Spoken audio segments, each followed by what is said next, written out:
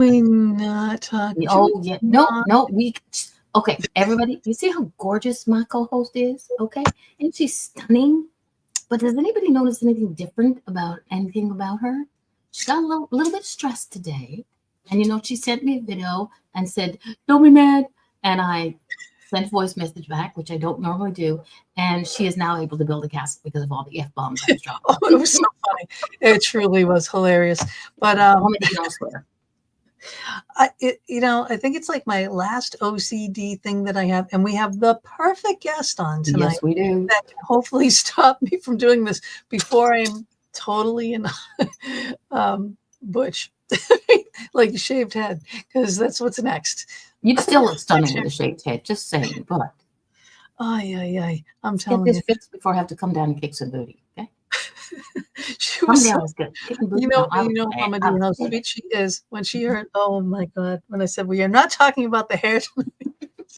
I was like, I'm getting everybody in on this stuff. Oh yes, we are. All right. Well, listen, I have to do a thing. I have to, because this video is a little bit long. So just, please just watch it and bear with me. And there's one little faux pas in there. I was trying to say the wrong thing, but just bear with it. Our guest will be on here. She's got we have a lot to ask her, a lot to say about our inner GPS.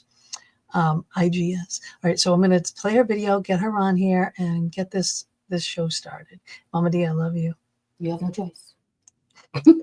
This week in the Fox Den with Gina B and Mama D, we welcome Zen Cryar DeBrucke. Zen is the founder of Fear Free Human, which makes accessible globally her seminal work on the Internal Guidance System, or IGS, that has made her an international sensation. A member of the illustrious Transformational Leadership Council, created by Jack Canfield, uniting many of the world's top personal growth luminaries, Zen has worked with over 40,000 people, including 4,000 master students, on how to recognize and act on the messages of their IGS to achieve peak life in alignment with their life purpose. Internationally renowned inspirational teacher, speaker, author, and executive coach, Zen's passion is teaching people to tap into their innate inner guidance to generate consistent, successful results in life. The result replacing exhaustion, anxiety, fear, and dread with ease, joy, flow, and fulfillment. Zen's programs have helped thousands of people all over the world transform their lives for the better with sustained positive changes in their business and personal lives. Her compassion radiates through her work, and her lifestyle is down-to-earth, practical, humorous, and wise. Zen's international best-selling book, Your Inner GPS, is an easy-to-read how-to on the way to let this inner wisdom guide you to success, and the Fear Free Human provides a deeper, easily accessible online guide to mastering this art.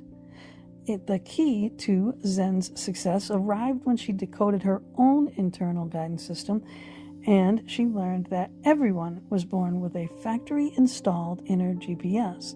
In the beginning, she used it to fuel her own success as founder and CEO of one of the first internet design companies in the world, and the company grew exponentially, and she worked with Fortune 500 companies. After that firm dissolved in the dot-com collapse, she found herself filling the request of many of her fellow entrepreneurs and executives to advise them on how she was seemingly emotionally untouched by the roller coaster they were experiencing. It was the springboard for her to become a full-time executive coach and IGS guide, coaching thousands of business leaders to use their IGS for success in every area of their lives, leading to the international success of Smart Soul Academy, and now also with Fear Free Human. You can learn more about her if you visit www.fearfreehuman.com and get to know your inner guidance system at www.internalguidancesystem.com. And we welcome you and everyone to the Fox Den.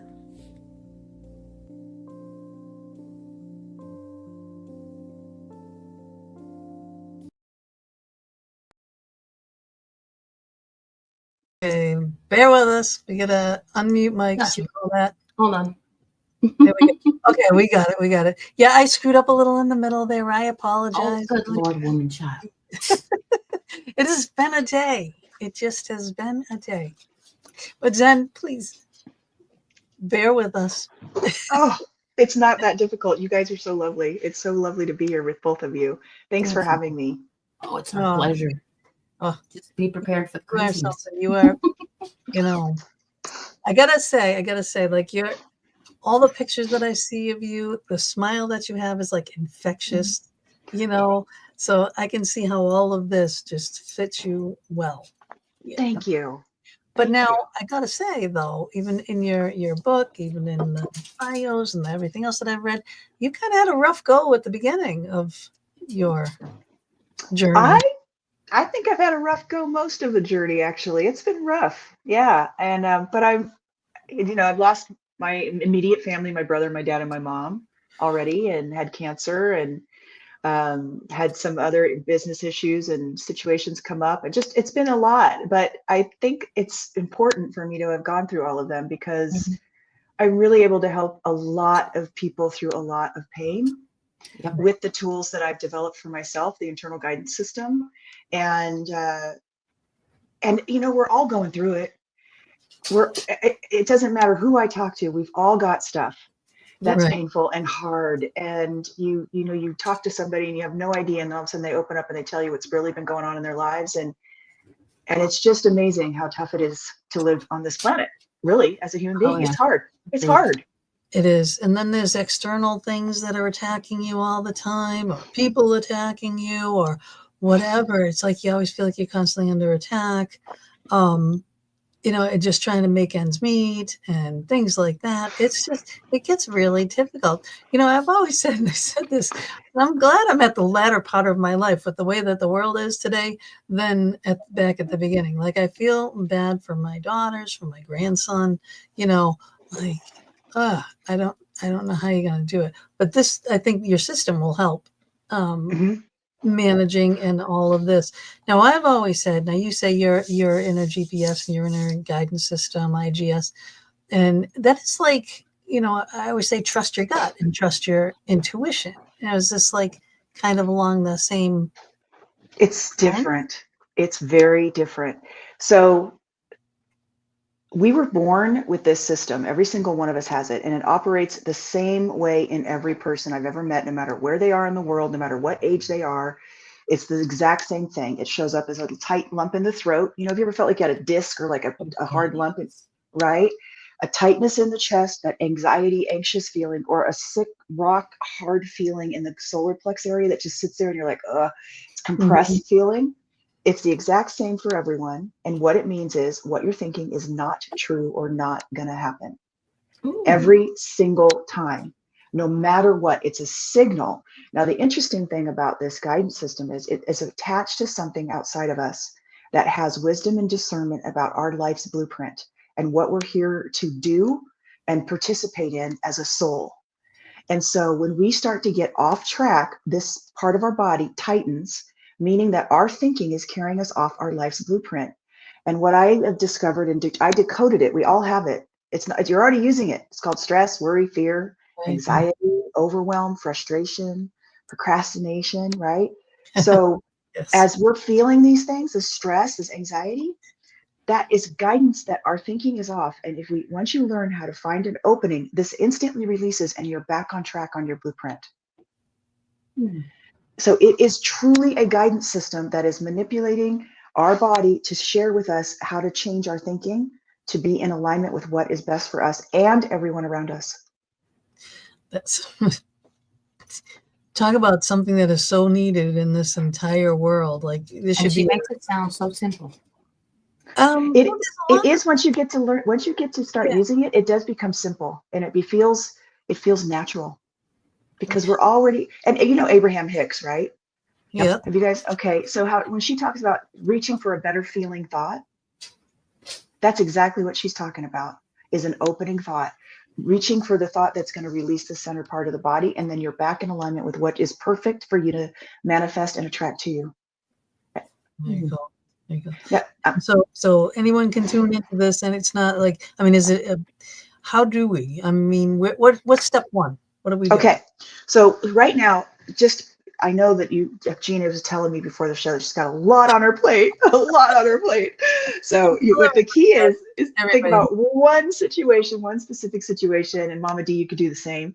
One situation in your life that is upsetting you. And people out there, I'm going to have you show up in the comments. I'm going to walk you through a simple exercise, and I'm going to have you feel it for yourself. Everybody's already feeling it. It's already turned on and working. So I'm just going to show you how to play with it. So think of one situation, one person, one thing that's happening in your life. Maybe it's finances, a bill that you can't pay, or maybe it's your mom needs to be put into elderly care and you have to have a conversation that's difficult. Whatever it is, it's causing you stress, anxiety, fear. You got one? Mm-hmm. Okay. Now, as you're sitting there holding that and thinking of that situation, where does it show up in your body? Where are you feeling it? In my chest. Right in the chest, right? You feel that? Yeah. Okay. Now, there is one thought. It's actually two statements that always release you, and it's because it's always true. And here it is. Think about the situation again and get in touch with that tightness. Now think this thought: I am closed. That means what I'm thinking is not true or not going to happen. I am closed. That means what I'm thinking is not true or not going to happen. What happened to the tightness?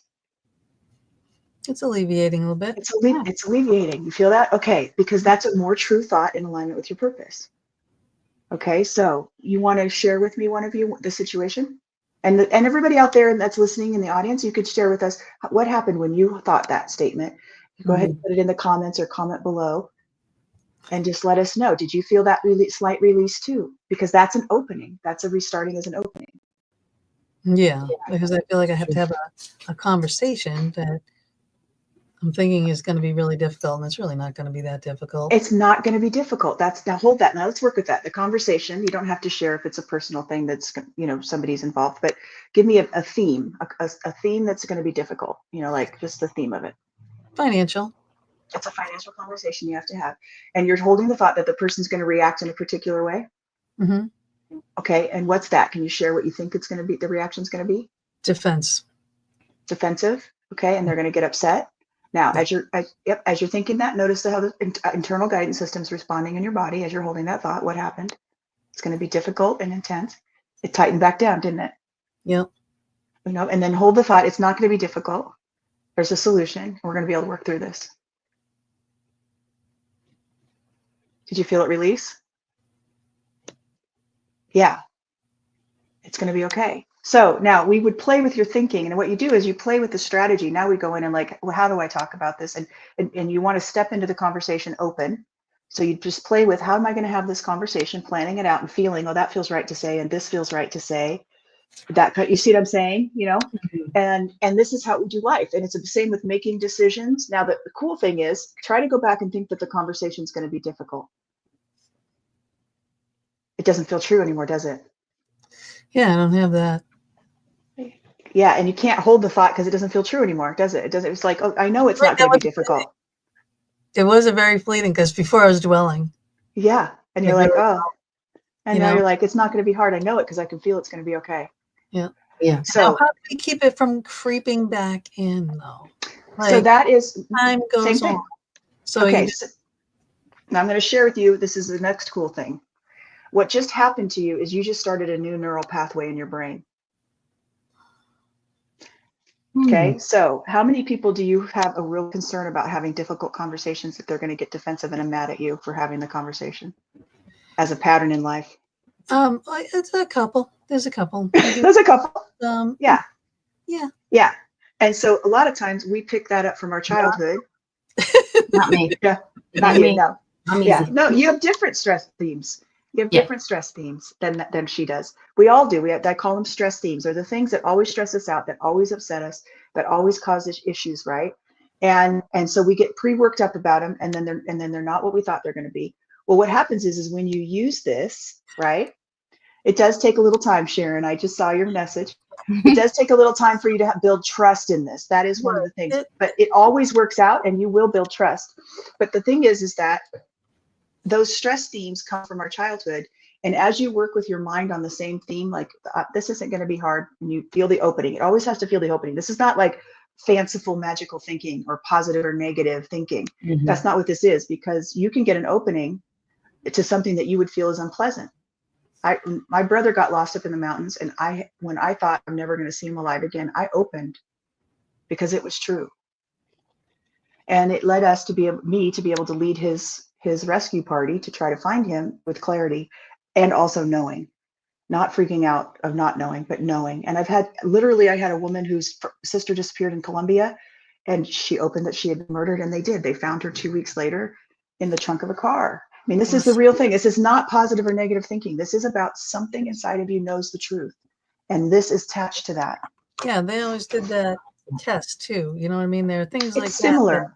that you know, like if it's true, or if it's not true, then you're not going to be able to, break that bind. There's a lot of different things like this, and I get it, and I understand that, like we do. I know that we're born with all these things, for preservation, for kindness, for common sense, at least most of us. Most people. All these things are in us. And then the world happens, and then the bad things happen, and then the things that taint our views or make us question ourselves, or or scared to put out there who you truly are, because this is not going to get accepted. Yeah. Right. Yeah. So all these things, it's like a societal thing that beats down who we truly are. And this unravels it. Yeah. This unravels all of that. Okay. So, because what it is, with the interesting thing, like, you're talking about muscle testing, right? Right. We have to stop and do that. You have to stop and be, okay, is this the right vitamin for me? You're just going through your day, and you'll suddenly feel a tightness in your throat or your chest, or your solar plex, and you go, wait a minute, what was that thought? I was just thinking that I'm not going to have time to get my son and make dinner and do the meeting that I have tonight, and I'm closed. I am going to have time. Okay, and then it'll open back up. So that whole day of rushing and trying to make everything work, and calling my husband and like, I don't have time, everything's a mess, and I need you to, all that. I need you to pick this up and go over there and grab that, And he's like, oh my God, stop. What the heck? That doesn't happen. Breathe. Yeah. Exactly. Breathe, woman, breathe. Exactly. That doesn't happen. And it doesn't happen because I can sense. And if it does, if I do open, I don't have time. And I'm like, oh, I don't. And I open, I'm like, oh, I'm not going to have time. Then I call him like, hey, I'm not going to have time to do this. I need help. But it's a completely different situation. Right. Yeah, exactly. Here's the thing, the way you did that, I'm not going to have time. There was somebody who used to send me voice clips in the morning when they were stressing. And as you notice, I'm the good girl. I don't cuss. I don't swear.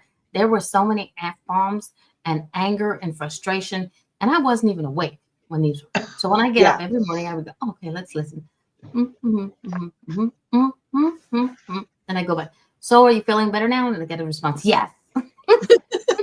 I'm the frustration vent machine, and I'm good with that. So I'm easier with helping other people to deal with situations. It's my own situations. It's like, but I have this thing that I do when I have, like, if I think there's something stressing that I'm going to have to deal with, I look at it. Can I fix this issue inside of 15 minutes? That's my timeline has always been 15 minutes. And if inside of 15 minutes I can't do it, then I gotta let it go, because otherwise it eats me up on the inside. And I got enough issues on the inside. I don't need more stress just chomping away at me. So, so you're doing it. Yeah. So that's exactly the difference. Is you're just, we have one of the practices is this any of my business? And if you open, it is your business. And if you close, it's not your business. And what that means is we could have very personal things. Yeah. Like your retirement that you stress over. Let's say you're worried about you're not going to have enough retirement, or there's a health issue going on, or like I had cancer and I had a completely fear-free cancer experience. I'm completely clean. And what happens is that there's that, thank you very much. If it's not my business, I'll close, which means there's nothing I can contribute to make that thing change in any way. And my participation in it is not needed. It's not even needed. And so what you're doing, that exact same thing. If I can't fix it in 15 minutes, then there's nothing I can do about it, and I'm going to let it go. It's the same thing. Is this any of my business? I'm closed. I feel tight. It's not my business. I can let it go. And that is changing the thought. Yeah. And you go back to being open and present with your day. And that's what's important here, is being able to go back and be present with your day. Because here's the thing. I do feel, and this, I know this may not be a popular position, but I do feel that there is a battle going on for our human attention between light and dark forces. Oh, yeah. Oh, yeah. Okay. Especially right now on our planet. And those dark forces are trying to distract us and keep us away from doing what we came here to do. And I open that us humans can figure out how to make this heaven on earth again, a beautiful, exquisite planet where we all love each other and that we're all contributing to each other's greatness. I open that is possible. And that we can do that. But if we're so distracted about money and what am I going to do about my sister arguing with me about my mother and what's going to happen, I don't have enough for this amount of money, this situation, or, she's not texting me back in 15 minutes. Is she mad at me again? What, all that garbage that comes up, right? I haven't made it this far in my life yet. What's wrong with me? They're all ahead of me and they have more than I do and all of that. Then I don't actually get to do the beautiful, exquisite things that are being called from me to participate in the world being beautiful. And I think that's why we were given this particular internal guidance system, is to help us, is to help us be able to stay on track with being open, compassionate, empathetic, and loving every day and not get distracted anymore. And we were born with it. And it's just time to use it, because then you cannot be pulled off track, because you can physically feel it. Suffering. The closing is suffering. Yeah. Anxiety is suffering.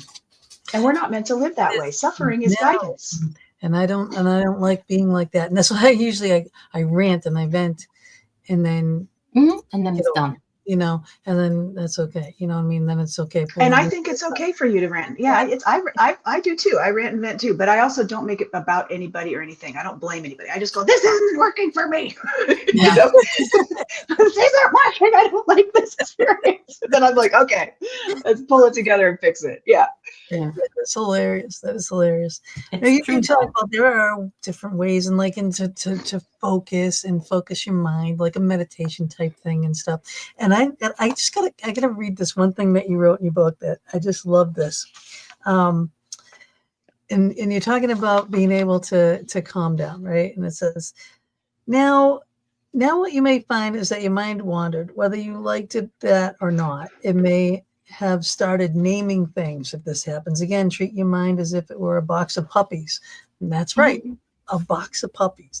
If you were sitting there watching these cute wiggling puppies and one of them crawled out and scampered across the room, you wouldn't go and pick it up and say, bad puppy, spank it on behind and be frustrated, because that's what puppies do. They explore. And that's what your mind does. And I'm not going to read no more, because I was like floored by that one paragraph. I'm like, I love that. Thank you. Our mind's doing the best it can. It's not really our enemy. But boy, it sure does get us wrapped up in stuff that isn't fun to think about sometimes. Yeah. Very, very true. That is true. But I like that idea of the box of puppies. I know. Just pick it up and snuggle it, cuddle it a little bit and put it back in the box. Direct it back to where you need it to be, but don't beat yourself up. Exactly. It's like a brand new baby. They snuggle, they smell, they're adorable, and then, okay, there you go. Yeah, exactly. Yep. So now, when we go through like all these different feelings and stuff, I'm gonna have these 10 box of chocolates too. I'm a chocoholic, so I'm sorry. I would take the box of chocolates over puppies every day. That's a whole nother show. I'll take the puppies. Yes. But like when our feelings come into play though, and what if it's like, okay, we can, all right, my situation that you just helped me with, I can have that conversation. I can fix that. What about the ones that we can't? It'll open you that you can't fix them. And then you're at peace with it. Okay. It's like, am I going to be able to solve this situation with this person? And you'll be closed. And you're like, okay, I'm closed. That means I can't. You'll open right back up. And it's like, okay, this isn't about me and this isn't something I can fix. And you'll feel that. And it's like, okay, it's okay to let that person go, or it's okay not to have that conversation because it's just not going to be fruitful. Yeah, because some people just, some conversations we can't have because they've passed away, or you know what I mean, or situations like Well, that. you can, and I'm not talking about just talking to a dead person. Okay, I'm not talking about somebody who's passed on and being able to call them up in mediumship. We're talking about you can do what I call as a forensic. And so, you know, here's an example. My dad and I had a really, really tough time. You know, he was always hurting my feelings. He was always, you know, clumsy with me as far as just emotionally. And I frustrated him, and he hurt my feelings. And so he stopped wanting to try. And I was on my way driving to his house for Christmas. It was a long drive, about 8 hours. And I was on my way going, why am I even going to this person's house? He doesn't even like me. He doesn't even like me. And I closed. I was like, okay, well, that's not true. So he does like me, but I didn't really quite open either. I just got to neutral. I was like, what is going on here? And so I was like sitting here and I'm noodling through it, because that's what you do, is you kind of go just like, what is going on? And you seek. You don't ask questions. You just kind of seek, you know, like what's happening. I finally hit upon the thought, well, he gets along with my brother. And I opened. I was like, well, what's different between my brother and I? And I was like, the only difference I can think of, I'm more of a tomboy than my brother is, right? And it's like, just that I'm a girl. And I opened. And then I hit this thought next, which was, he doesn't know how to be the dad to a girl. Yeah. And I opened big, like I felt like something was breathing me. It was so opening. And all of a sudden it was like domino of history going, I could see every situation different. He was trying, he didn't know how. Yeah. And so every time he failed and hurt my feelings, he felt horrible. So he wanted to stop trying because he couldn't take hurting my feelings anymore. It was so frustrating. He couldn't do it. If a man doesn't know how to win, he won't play the game. Yeah. Right? It's true. So I went to my dad and I said, I don't think you know how to be a dad to a girl. And it was so funny. He goes, of course I don't know how to be a dad to a girl. Isn't it obvious? You're not even happy with me. It was so obvious to him, but not to me. And so I said, I'm going to teach you how. And I spent the next 5 years like telling him what to get me for Christmas instead of just being disappointed. Okay, what did he get me that wasn't right now? Like, you know, but I was so hurt. I didn't know how to do it any other way. So I told him that he needed to like send me a card on my birthday. And I told him how to, you know, this isn't the right thing to say to a girl, Dad. Can you rephrase that or not say that? Right. So it actually ended up being close. And you can do this with somebody who's passed, because your IGS is going to tell you the truth about the real part of the experience. Yeah, that's true. And then you'll be at peace. Okay, no, that is a good thing for everyone to know. But here, and your dad was willing to be open to listening.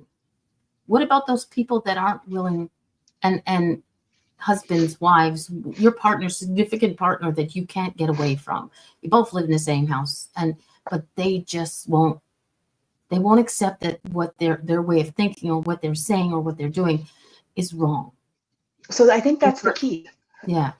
Nobody wants to hear that they're wrong. Mm-hmm. Right? No, but no matter how you put it to this person, they still take everything personally to heart. It's an attack on me. You know, right. How do you deal with? So the first thing that you do is you've got to love them for exactly who they are. Yeah. No changes. Mm-hmm. It's the biggest gift we can give any human being on the planet, is just to love them for who they are. The rough edges, you know, like I jokingly say, my husband, I don't want to cuss. My husband's an a-hole, but he's my a-hole. I love mine. He's mine. I love him, and he's got his stuff, but he's so great too, you know, and there's lots of moments where I want to wring his neck, but really, truly, he's wonderful, you know? We all have that. Exactly. Too. They want to wring our necks. I mean, there's no, you know, I mean, men and women are different. You think differently, you know, we're nurtured. Yes. We can use both sides of our brains. We can multitask. We can do all these different things all at one time. Oh my God. Yes, exactly. And they can't, which is really frustrating. I'm telling you, I know that his single focus is annoying, because I can do more, you know, diffuse stuff. But I think the thing is that I kind of came to a place, and this is with everybody. Why does it have to be my way? That's not an easy place to get to. But like, I like to have my kitchen clean at night, and I wake up in the morning and I'm in a fresh kitchen. That's my thing. And it's important. I can't cook if there's dishes in the sink. I have to have, I'll clean as I'm cooking. Sometimes me too. I clean as I'm cooking. I'll clean before I start cooking, just because I can't take it. You know what I mean? Yep. So he would come home, and in the morning, he would go into the car, clean out he works basically kind of in his car. He would take everything out and put it in the sink and race out. And I would wake up to dishes in the sink day after day after day. And I got really mad. And he'd be gone. I'd just be mad at him, energetically yelling inside my head at how bad of a person he is for doing this to me every single day. And I yell in my at head, out loud in my house. Sometimes I swear to God, I think you can hear me. Oh, you can tell by the way I use my scrubby sponge on the counter that I'm angry, but it's in my head. So, and then one day I realized, like, who am I to say that he has to put his dishes in the dishwasher? It was only for 3 or 4 cups, really. It really was like a couple travel mugs and a water bottle or whatever. And I'm like, it's his house too. So why am I making rules like he's my child? Yep. And then I thought, I will do the same thing. Like, I'm like, yeah, I make my messes here and there, but they're my messes. And it's like, I will clean them up. You know what I mean? yeah, but your husband probably won't tell you to clean them up, will he? Because he doesn't do that. We do that. He likes living, so no. Exactly. Yeah. No, he's not going to. Exactly. He likes living. That's so great. I have my water bottles. I drink so much water every day. And I have a little basket like downstairs near my chair. I have a little basket down there, and I'll drink my water and I'll throw it. And I miss the basket. It's right there. I miss that basket all the time. He'll get angry at that. I come over, pick up, and then throw them all in the thing. And I'll be like, God. Well, at least he does it. He does do it. I know I love you. But I'll tell you what, if there was a day that came that those cups were in the sink in the morning, it'd be because he wasn't here anymore and I'd really miss him. Yeah. So I just got over it, and I think that's the thing. Some things you can't get over because they're not okay. There are things that people do or say or hurtful things. That's different. That's when you have to come and set a boundary. And if you're going to set a boundary, you want to make sure it's an opening boundary. So let's talk about boundaries for a second, because I think that'll help. Boundary is not an ultimatum. A lot of people think, here's the line in the sand. You can't do this to me anymore, but a boundary is really teaching somebody how to care for you better. Yeah. Okay. It's like, this isn't working. It's hurting me, or this isn't working because you're causing me to be late to work, or there's something really happening. Right. And I need you to help me with this. So, a good boundary would be like, an example is, hey, on Tuesdays, I can't get our kid because of this situation that I have with work, and it's making me late and I'm starting to show up and look bad. Can you do this on Tuesdays for me and not complain? Because then I feel guilty that I'm asking you to do something, but I really need this from you. And I shouldn't feel guilty for asking for help in our team because we're a team. So if you complain, I'll feel guilty, and we're a team. And that doesn't make me feel like you're part of my team. So I need your help, and I don't want you to complain that I need your help. Can you do that? There's a difference. You see the difference? Yeah. Right? I hate asking for help, though. I do too. I think it should be automatic. It's. Oh, I know, but with my husband. I've been married we've been married about 40 years, 38, 39, something. I can't even remember that. Don't ask me to keep shit straight in my head. But there's things that we do that we've been doing since the day we've been met together. And it's still, I'm the person that you can put all your shit in the sink and I will wash it. That's my meditation zone. Hate telling them that, but that's where I go into meditation, because all I'm thinking about is cleaning the dish, the water's running, and I'm good. But what aggravates me is when you have those people who had a cup of coffee and a piece of cake, and they go in and they wash that one plate and that one damn cup and leave the rest of the shit there. I was like, what? Why did you just don't do them all? What's the problem? Your hands are already wet. The sponge is already there. Okay. So now I've thrown him out of the kitchen, so he can't come in. So here's the deal.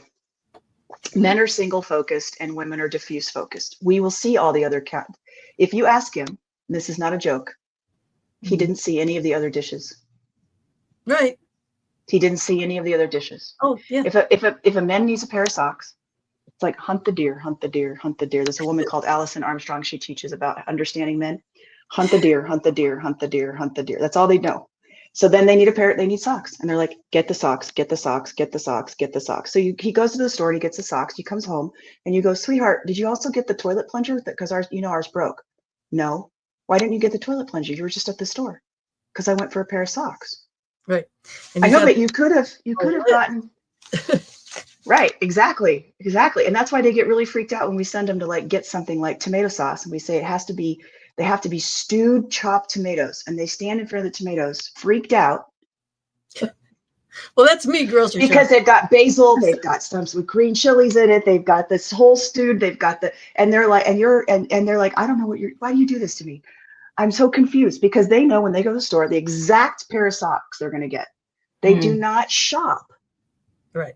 They don't shop. My husband does. But not when they need something. Do you know what I mean? Like, yes, my husband shops for like tools. And no, but I'm saying all the when we first got, but when we first got together, I hated shopping. I didn't like shopping, so he would always do it. He's just a smidgen older than me. This so is a good he would video shop together. Oh, that's cute. I like that idea. James. But he now it's like if I take him grocery shopping, because usually he sits in the car with the dogs. If he comes into the grocery store, he'll be looking at 2 cuts of meat, 2 we'll say things of hamburger, like 5 cents difference. And he's like, how much is it? Just fucking choose, excuse my language, but just bloody well choose one to put in the basket. Don't be just like, no. Yes. By shopping, I mean, they don't, what I mean by shopping is like, they don't just walk down the store and just look at stuff and then walk down like we do, where we're like, oh, I'm looking at pillows, and you just, oh, I'm going to walk over here and look at placemats. There's a difference, but yeah. Nice. Yeah. My husband cooks and does dishes. He does the dishes when I cook. It's nice. We've come up with a good pattern. Yeah, Bob's a pretty good shopper. I do have to tell him, you know what I mean? Things like on the weekends, he works all week, but then on the weekends he was making me breakfast in bed. Basically because I'm coming up to visit on a weekend. He wants breakfast, right? So I love that. He cooks good breakfast, but he'll go to the store and he'll get everything for breakfast. I'm like, well, did you get anything for dinner? No. Yes, okay. That's what I'm saying. And so with the dishes, he came into the kitchen and he knows he needs to wash his cup and his plate. He's not thinking of all the dishes. He's not thinking of cleaning the kitchen. He's not looking at everything. Now, if you were to come in and say, as he's walking into the kitchen, can you do all the little extra dishes that are there on the counter? Now you've taken his awareness, and he's like, dishes on the counter, dishes on the counter, dishes on the counter. And he'll see what I mean? Nothing else. Right. But I don't want and he'll usually clean up pretty good after breakfast too, except for he doesn't wash the stove or the counters or anything like that. So I come in and I have to wash all the stuff. And it's like, I'm in there for 20 minutes and he's like, well, what are you doing? I'm like, well, you got grease everywhere because everything is cooked on high, so it's like splatter fest and in the burners and everything else. So it's like, so 20 minutes later, I'm done the stove. Well, we moved to the counter. Yes. You know what I mean? But it's like also the dishwasher. I'm very anal. I'm very OCD, A lot of my OCD type habits I have worked through. All right. But there are things. The dishwasher needs to be loaded in a certain way. The glasses can't hit each other because they break. Right? You have to have the one little thing in between them. The little ones go over here, the big ones go over here. The plastics have to go here, the dishes. You can't put any tall pans in there because if you spin that little thing and it hits the pan, you're going to break my dishwasher and then I'm really going to be upset. Okay, sorry, you mentioned dishwasher and Coco jumped on my lap. Coco's my dishwasher. Oh, there's a dishwasher. It's my dishwasher. You are muted. And I muted your mic. No, I didn't. There we go. No, she was. Oh, when I lifted my headset, it turned off for some reason. Okay. So I apologize for that. Oh, okay. Yeah, the dishwasher is, as you were saying, it has to be done in a certain way. But they interpret the thing of I kind of missed you guys for a second because my phone turned off. But I found out my husband believes that I don't believe he can load the dishwasher. And so what happens is I'll go in, and I am not as fastidious about the dishwasher as you are, Gina, but I have to reorganize it to fit more in because I don't want to run it unless there's as many dishes as possible. Right. So I'll have that thing packed perfectly. So he took that as he doesn't know how to load the dishwasher, so he stopped loading the dishwasher for a while. And I was like, why aren't you loading the dishwasher anymore? He goes, because I always do it wrong. You're just going to redo it anyways. I'm like, you don't do it wrong. I'm just trying to fit more in. Mm-hmm. I know. I mean, he does. Things will be all over the place, or this way or that way, and it's like I can fit 500 more things in there, and then I can run it, and it's going to be run safely, and the thing isn't going to hit the thing going ting ting ting ting ting ting. Yes, and so I know the feeling. I think the big thing is just realizing that that's your thing. You know, it's your thing. And because it's your thing, you have to take responsibility for it being your thing, and you can't expect him to do your thing your way. My way. Right. I mean, I get it. That's hard. But these little micro moments of our marriages and stuff, we're executing them out in the world as nations. Yeah. We do, don't we? And organizations. And we're seeing this in the world. This is how you have to talk, or this is how you have to behave, or this is how you have to think, or you're wrong and bad. And we're labeling each other, and we're doing that. And I think we're coming to a place, and that's why the IGS is important, because you'll open at having more of an allowance for another person to be themselves. You're open at allowing them to think differently. I had a very intense conversation with a girlfriend who thinks differently than me, and in a big way, was something that I was shocked that she felt, and I won't even discuss it. It's so, like, I wouldn't want to start the conversation, but it broke my heart that she felt that way. But I respect the fact that that's true for her. Right. Yeah. Oh, well, people are different from us, right? I mean, we are different people, and that's a blessing, you know. But we have to be able to figure that out globally together. Yes. Yeah. Please. That's a lot of work. Yes. But we practice with our marriages, and we practice with our siblings, and we practice with our parents. Yeah, that's how we practice. Our friends, our individual groups, and all that kind of things, you know. Yeah. Because if we can get it locally, we can then start to get it globally. Yeah, I agree with that 100%. And I do. Do you think we're going to see something like that in our lifetime? I'm working on it. I do believe it's absolutely possible. That's the fear-free human movement. Everything the closing is always about fear. So like when you're irritated with your husband, irritation is always closing. It's never opening. So it's never true. And the fear is that he will never change, and that you're going to be stuck with it forever, which means it's not true. He can change because you're closed. And that thought is not true. Right. So the key is when you're irritated, to be like, what am I looking at that I don't believe he can change, or she can change, or they can change about? Because they can. Then you ask yourself, how do I want this to be? Now, when you start saying that, first reaction is going to be, well, I wanted to put the dishes away exactly, or in the dishwasher exactly how I wanted to put, but that'll probably close you. Right. And so you'll be like, I want this not to bother me anymore. I want to stop picking on him for doing the dishes that way. Right. I want it to not even bother me anymore. I want it to be, in fact, I want it to be I'd like to be joyful that he's doing putting the dishes in the dishwasher. I want to stop this whole thing together.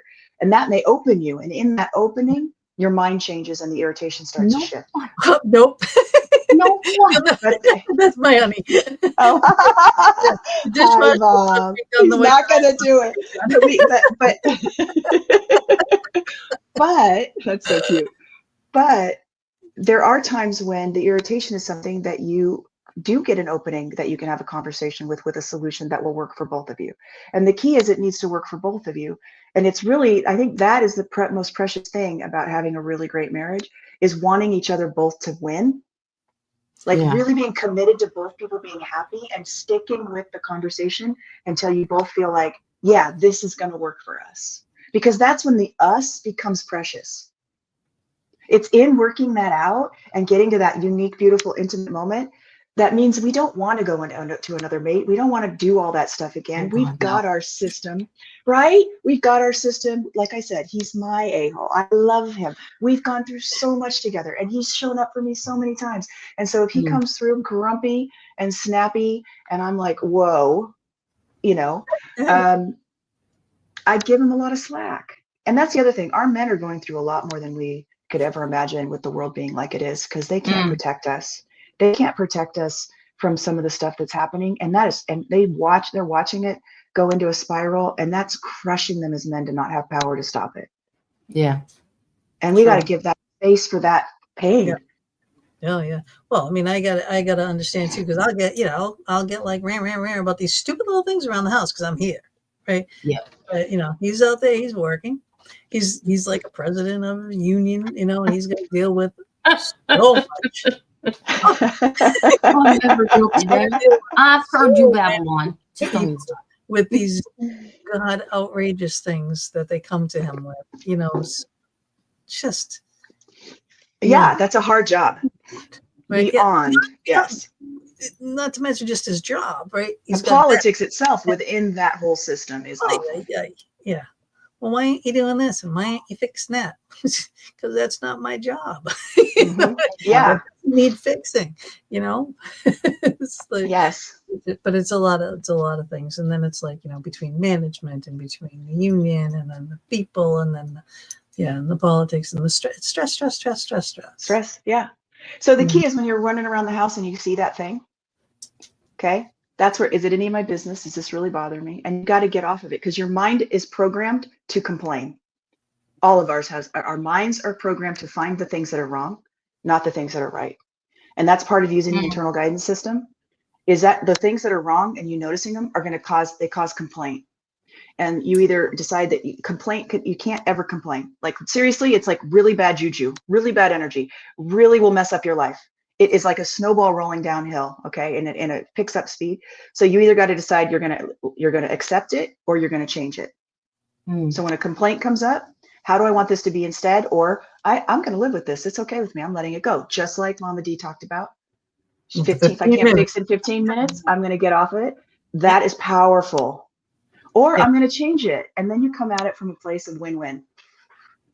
Really important.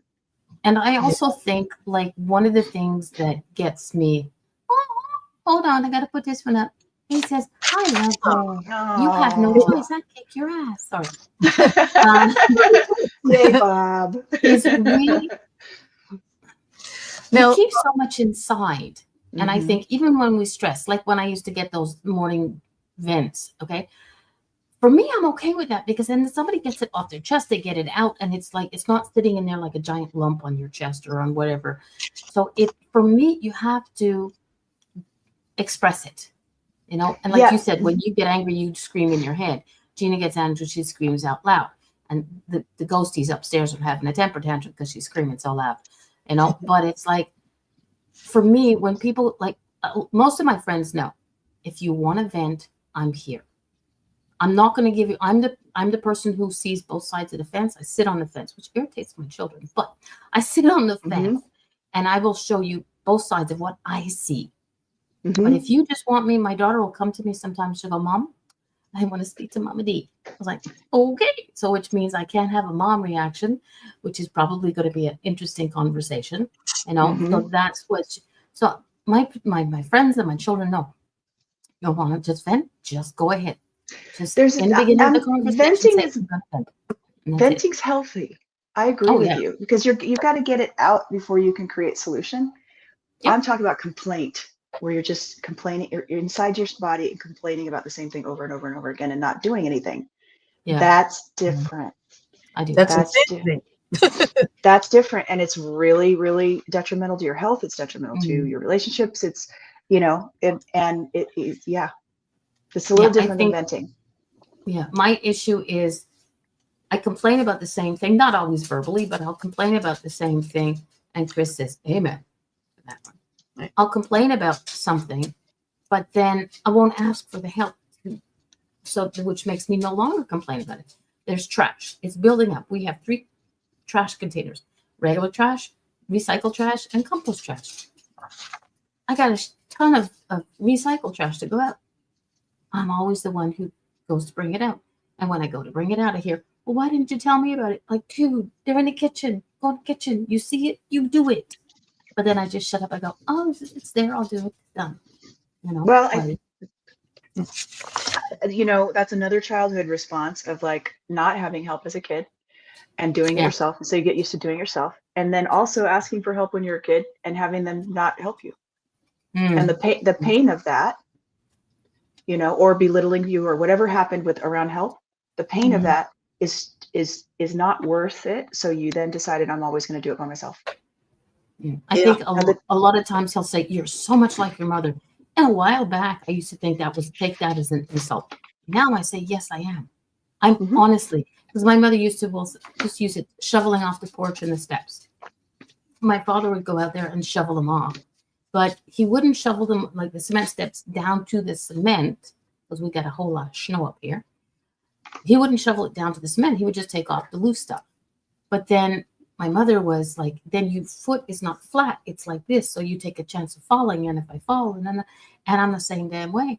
And my husband thinks I'm nuts, but I'll go out there with the ice chopper, even if it's just chop those, because it's my foot has to be flat. And that's when I realized one day that's what my mother used to do. And I was like, oh God, now I get it. Now you get it. You talking here, I want to read the thing that you wrote also, and you're talking about the closings, right? Maybe the person you are blaming didn't know that this was going to hurt you. You could be harshly judging someone because they remind you of someone who hurt you in the past. Possibly the situation you are in now is similar to a past situation, and one that did not turn out well the last time it happened.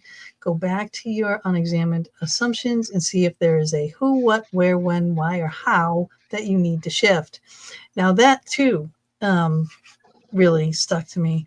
And then it says, when you do find the thoughts that open you, you will alter the way you think and bring you more ease, openness, and clarity. Remember, nothing but your own thoughts can close you.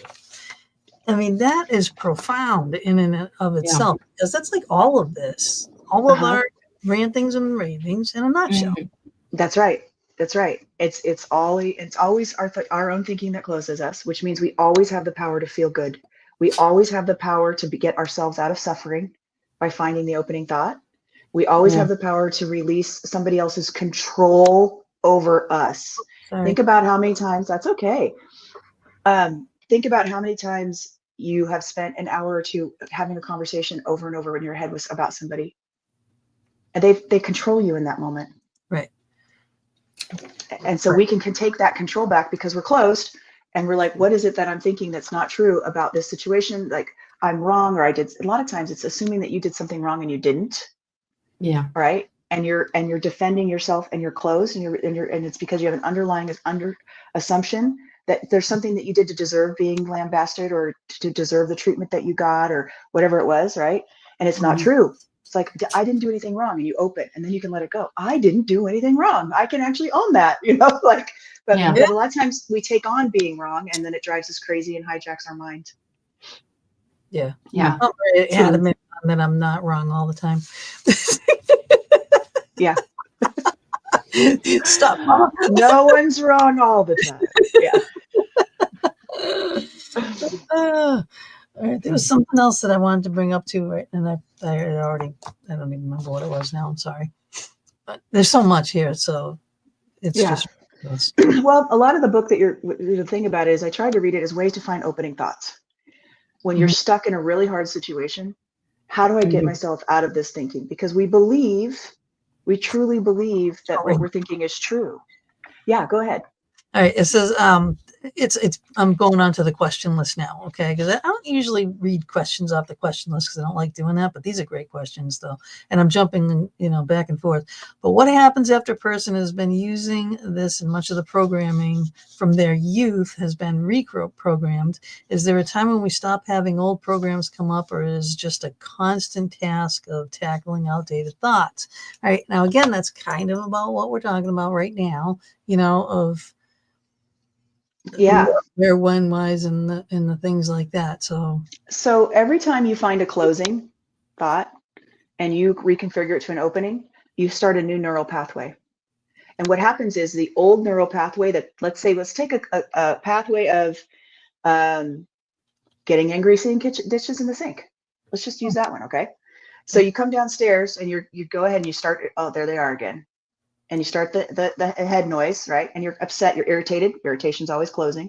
As soon as you reconfigure it and you find the opening, okay, it's hard to go back and have that same reaction because you can feel it's not true. It's BS. You've already found the true thinking. Then they call it's neurally extinct. That's what happens, is that pathway begins to actually shrivel up and die. That complaint, that anger, that upset. So what ends up happening is every time you handle a closing and find an opening, you're reprogramming your mind towards being happy and successful, enjoyment, pleasure. Okay. And so over time, as you do this, and it's very quick because you're hitting it all day long. You feel the closing, you're upset, you fix it, and you have a new brain. You have a new brain. Think about that for a minute. We were born with something that allows us to reprogram our mind. in the moment while we're sitting there. You could be sitting there upset and nobody would even know you're reprogramming your mind and you're becoming happier. You just go into this state of flow and you become unruffled, you become confident. Things like somebody can say something derogatory about you, right? Well, you're so controlling. Well, you stop and you go, am I? And you're closed. Oh, no, I'm not. I'm not being controlling. So here, I'll give you an example. I came upstairs. I was super excited since we're talking about husbands. And I was so excited about something. And I'm like, I'm an influencer. I am. So I go upstairs. I'm like, oh my gosh, honey, I'm so excited. We're going to do this and this thing. And I really want to do it. And here's what we could have. And we could blanket this way. And we could do this and everything. And he looks at me and he goes, I hate it when you manipulate me. And I was like, oh. And my first thought was, right? Everybody in the room goes, I was like, and I'm like, I don't manipulate him. That's my thought in my head. And I closed, which means that thought is not true. I do manipulate him. I was like, honey, I just closed when I thought I don't manipulate you, but I'm not trying to manipulate you. I don't want to control and manipulate you. And he goes, you don't understand what I mean. I go, tell me. And he goes, you come up here and you're like a dog, your tail's wagging, you're super excited. You want to do this thing. If I say no, you're going to be upset with me. But if I say yes and I don't have time to think about it, then later I may come back and say no, and then you're mad at me for going back on my word, and I can't win. You need to come in and not be so excited. You need to present what you want to do, right? And then let me have some time to think about it, and I'll come back with my own real answer. Processing is a big thing. It truly is. And he was right. He was like, I'm excited. He doesn't want to crush me and be like, okay, we won't do it. You know? He doesn't want to do that. So now I come up and I'm like, okay, I'm sitting on my tail, and I'll try to be calm and I'll tell you what I'm thinking, Yeah, I know, because you have been thinking about it. It's all, now you've got it all laid out, and bam, here it is. I got it. Right. But look at the opposite. What would have happened? But wait a second. What would happen? What would have happened if I had been like, I'm not manipulating you? Oh. If I hadn't been able to feel the closing, recorrect my thinking, see that there was something I was missing, ask the question, what do you mean by manipulation? We would have gotten in a fight. Exactly. Yeah. And then from there, that would have colored our relationship as he thinks I'm manipulative. But I wouldn't even understood what he meant. Yeah, because you weren't going to listen. So yeah, get that. Yeah. So that's how this changes you. So that is a big thing. Like, you gotta understand too, like, our brains, we have this thought, we're going to put it out there, and I'm going to give you a minute, right? But, like, he'll do that to me, he'll come in and blah, blah, blah, blah, and I'll be like, and he wants an answer right now. And it's like, if you're going to give me an answer right now, it's going to be no, until I can figure it out, right? That's right. I'm not going to put myself through something, for failure. But you got to give me a minute to my steps and make sure that this is the right thing to do. And then and I could change the no to a yes, or you can give me the time to process. Exactly. 2-second deal, right? You've been thinking about this for who knows how long, okay? Or I've been thinking about this for who knows how long. You can't dump it on someone and expect them to be on the same page you are at that time. So that's kind of it's important. It's a hard thing sometimes, because like, well, how much time do you think you're going to need on this one? I know, right? I'm impatient. I'm too excited. But the key is like those little closings happen throughout our lives, and you start clearing them out. You just become more confident. You're able to make decisions effectively, like really solid, good decisions that you can trust yourself on. A lot of times right now, people are really not trusting themselves on big decisions. Retirement, finances. Do I sell my house? Do I not sell my house? What do I do? What do I do? What do I do with my kids? Do I put them in this school? Do I put them in that school? Do I change? Like, all these decisions are really big. They feel very big, and people aren't able to make them. With this ability inside yourself, you can feel the right decision and you can trust it, because it's always worked out. It's crazy. I'll give you another example. I had a woman who, she got sick. She had gotten 2 years behind on her property taxes because she had medical bills. She had just enough in her savings. This is a student of mine, just enough in her savings to pay off the property taxes. They're sending her bills saying they're going to take her house. Okay. Sending her notification, right? But every time she goes to pay her property taxes, she closes. So she's coming to the coaching calls and she's like, I'm trying to pay them, but I'm closed. I'm like, don't pay them. Now, I know that sounds really irresponsible, but if you do something against the closing, if you're closed and you do something, it doesn't work out. And if you think about it in your life, you've done things where you felt that anxiety and stress and pressure and that push, and it doesn't. That's the time when you're like, dang, I knew I shouldn't do that, but I didn't know what to do. So about 3 weeks went by. She's been coming on the coaching. She's like, I don't know what to do. The letters are really stressing me out, but I'm open. Every time I think that it's not true, they're going to take my house, I open. She's standing in line at the bank. This is the stuff that we don't know that our internal guidance system does. The guy comes up to her from the bank, one of those cubbies, the cubicles, and says, hey, have you thought about refinancing your house? And she goes, no. He goes, we've got really low interest rates. Why don't we talk about it? So she sits down. They go through the whole thing. He goes, oh, I see you have brought back property taxes. And she immediately said, I felt so embarrassed. Yep. She goes, well, why don't we roll them into your loan? Yeah. And she goes, you can do that? He goes, yeah. She got $700 off of her loan payment. The property taxes were completely gone. And she got to save her savings. Right. It didn't come out of her pocket. That's brilliant. See, yes. But she would have never known that. And that's what the IGS does over and over. It'll tell you not to do business with somebody. It'll tell you to do business with somebody. It'll have you wait. It'll have you wait for divine timing. It'll be like, nope, it's just not the time. I can feel it. Like every time I go to, nope, not yet, not yet. And then you'll open to do it. What it's like is it's like having this beautiful friend inside of yourself that's got your back. Right. It's paying attention to everything you're doing in every aspect of your life. It's got your back. It won't steer you wrong. Yeah. We have friends like that, do that.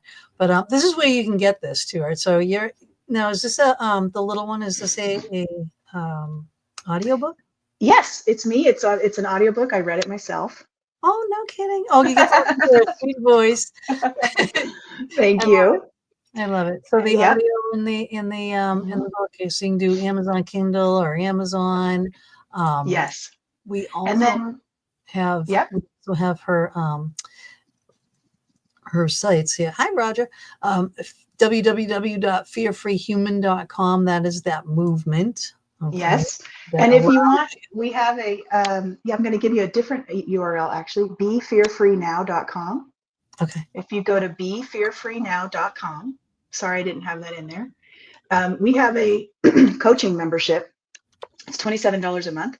And if you want, you can have a free 14-day trial.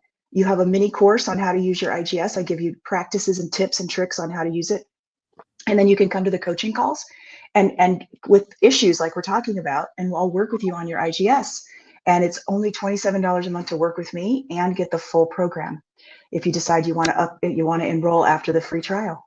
It's not a bad thing. It's not a bad thing because, to ask someone for help, someone like this, where you can actually get the help, someone that's going to teach you how to do this for yourself for the rest of your life is, the world needs it too. So, it's something that we can teach ourselves, teach our kids, teach our kids are amazing with this tool. Yeah, and roll it. Yeah, probably when they're younger, it'd be better. And then the fearfreemindexperience.com. Yep, so that's a 5-day freebie that you guys can do that teaches you how to use this. Amazing. Yep. Amazing. Thank you. I've spent my whole life doing this, y'all. Yep. My whole entire life, since 1993. I was 23 years old decoding all of this. John calls you CPS. I love it. Oh my God. But this is I love the positivity too, because that's what you need. This is the thing. This is how we're supposed to be. We are supposed to be positive, productive, helpful people. Happy. Helpful. We're supposed to be happy. Yeah. Yes. And then how do you do that? By, not being greedy, not being petty, not being argumentative, not being, I have to be better than you. Like, let's be on the same page. Let's be on the same plateau. We're all human. No one is better than the other, right? Help each other out. And then just even doing that, you're happy. But that stuff, we do feel that. We feel it in our chest. We feel it in here. I feel it in my neck. My neck will get stressed. My face will turn red. The blood pressure will go up. All of that. I don't like feeling like that. No, it's miserable. No. Yes. No, I don't want to take your happiness away. I never want to take your happiness away. Well, that's my job. Oh God. But so anyway, getting back to the book and courses and things like that. So we can work with you on the sites that we just put up. Yeah, I think so. 20 Yeah, deal. exactly. I think the biggest thing is every single time that you feel closed, every single time you feel a lump in your throat, a tightness in your chest, a sick feeling in the solar plexus, this is the thing I want everybody to really like hold on to. That means that you're getting guidance. Anytime you feel anxiety, anxiety is always guidance. Fear is always guidance. Doubt, okay? When you don't trust someone, mistrust is guidance, because when you feel that feeling of mistrust, it means what you're thinking about the person isn't true. If you really can't trust somebody, you absolutely know it. Yeah. And you don't go forward. But that mistrust piece that's when you're like, they remind you of somebody else, or you've been in the situation before. It's not true. Okay. And so you'll feel an opening. If there's uncomfortable situation you're in, it will open you and you'll feel the truth of it. There's a discernment there that you can trust. And so all of those things I listed are causing all the problems we have on the planet with each other. You were talking about greed, right? Well, greed is closing, it's lack, it's I don't have enough, which is the lie. I'll never have enough. And that's why people get greedy, is they're afraid, fear. That's the fear-free human movement, right? They're afraid that they're never going to have enough, or they're going to lose what they have, right? Pettiness is ego, being embarrassed or ashamed when you're in relationship to somebody else.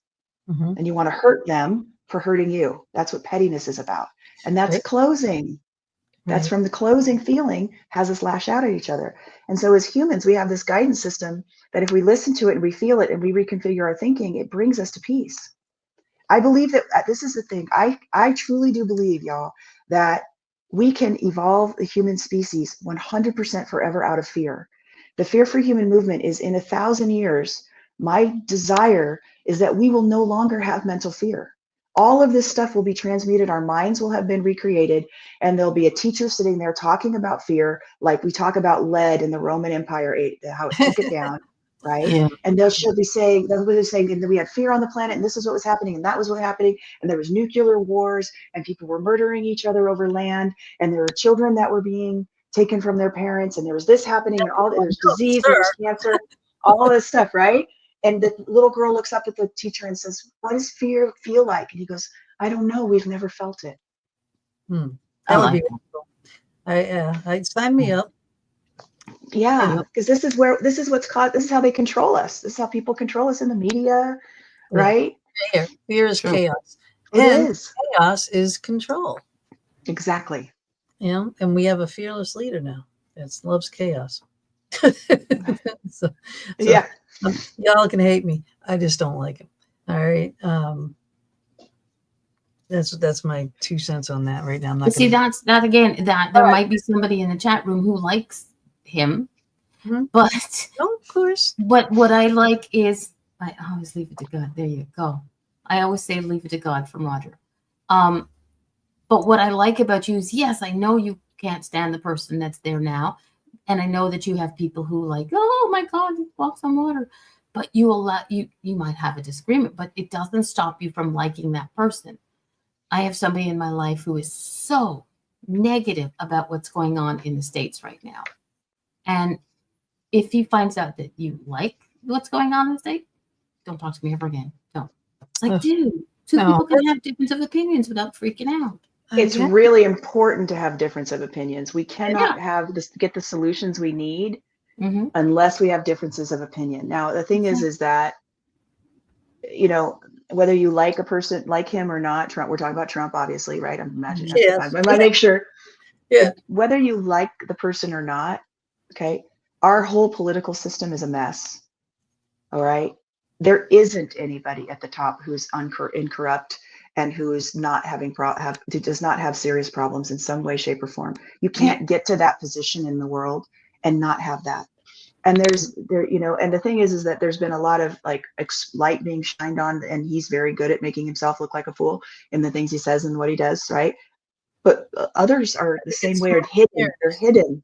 And that Yeah. if the light was shined on all the different people that are up in power, we would have a very similar situation. The thing is that we have to figure out what is actually going to work, and we can't be asleep anymore. We got here because we weren't paying attention. We didn't want to be bothered, right? About our own people that are running our world. We've been bleeding money in the United States. That's not okay either, because we have a lot of people starving and not doing well here too. Right. And so, right. And so Right. we have to start paying there's attention. the good, there's the good and the bad. There's the We good have to things that are going participate. to happen, That's and my there's point. the bad things. You know what I mean? So, hey, you got to sit back and you got to see where this goes. But, one opening at a time. Right. You know what I mean? So, I mean, there are, hey, I like the deportation stuff. I like that. There's stuff I like and there's stuff I don't like. And my jury's out. I won't know until we're done. And nobody can solve this with big, broad strokes. I think big, broad strokes will be helpful in the beginning, but it's got to be more nuanced than that. And we have to participate, and we have intelligence that needs to be put into the mix. Yeah. And we can't just can't sit back and go, I don't like it, I'm not going to do it, because we got she's Canadian. Yeah. Right? She lives in Canada. It's like, and she's got issues too up there. A state. They've got issues I mean, we've got issues all over the world. There isn't every country has issues. They just, and the thing is, big. They may not see them. Like a lot of people think, oh my God, Canadians are so polite and so sweet. It's depending on where you walk, we ain't always polite.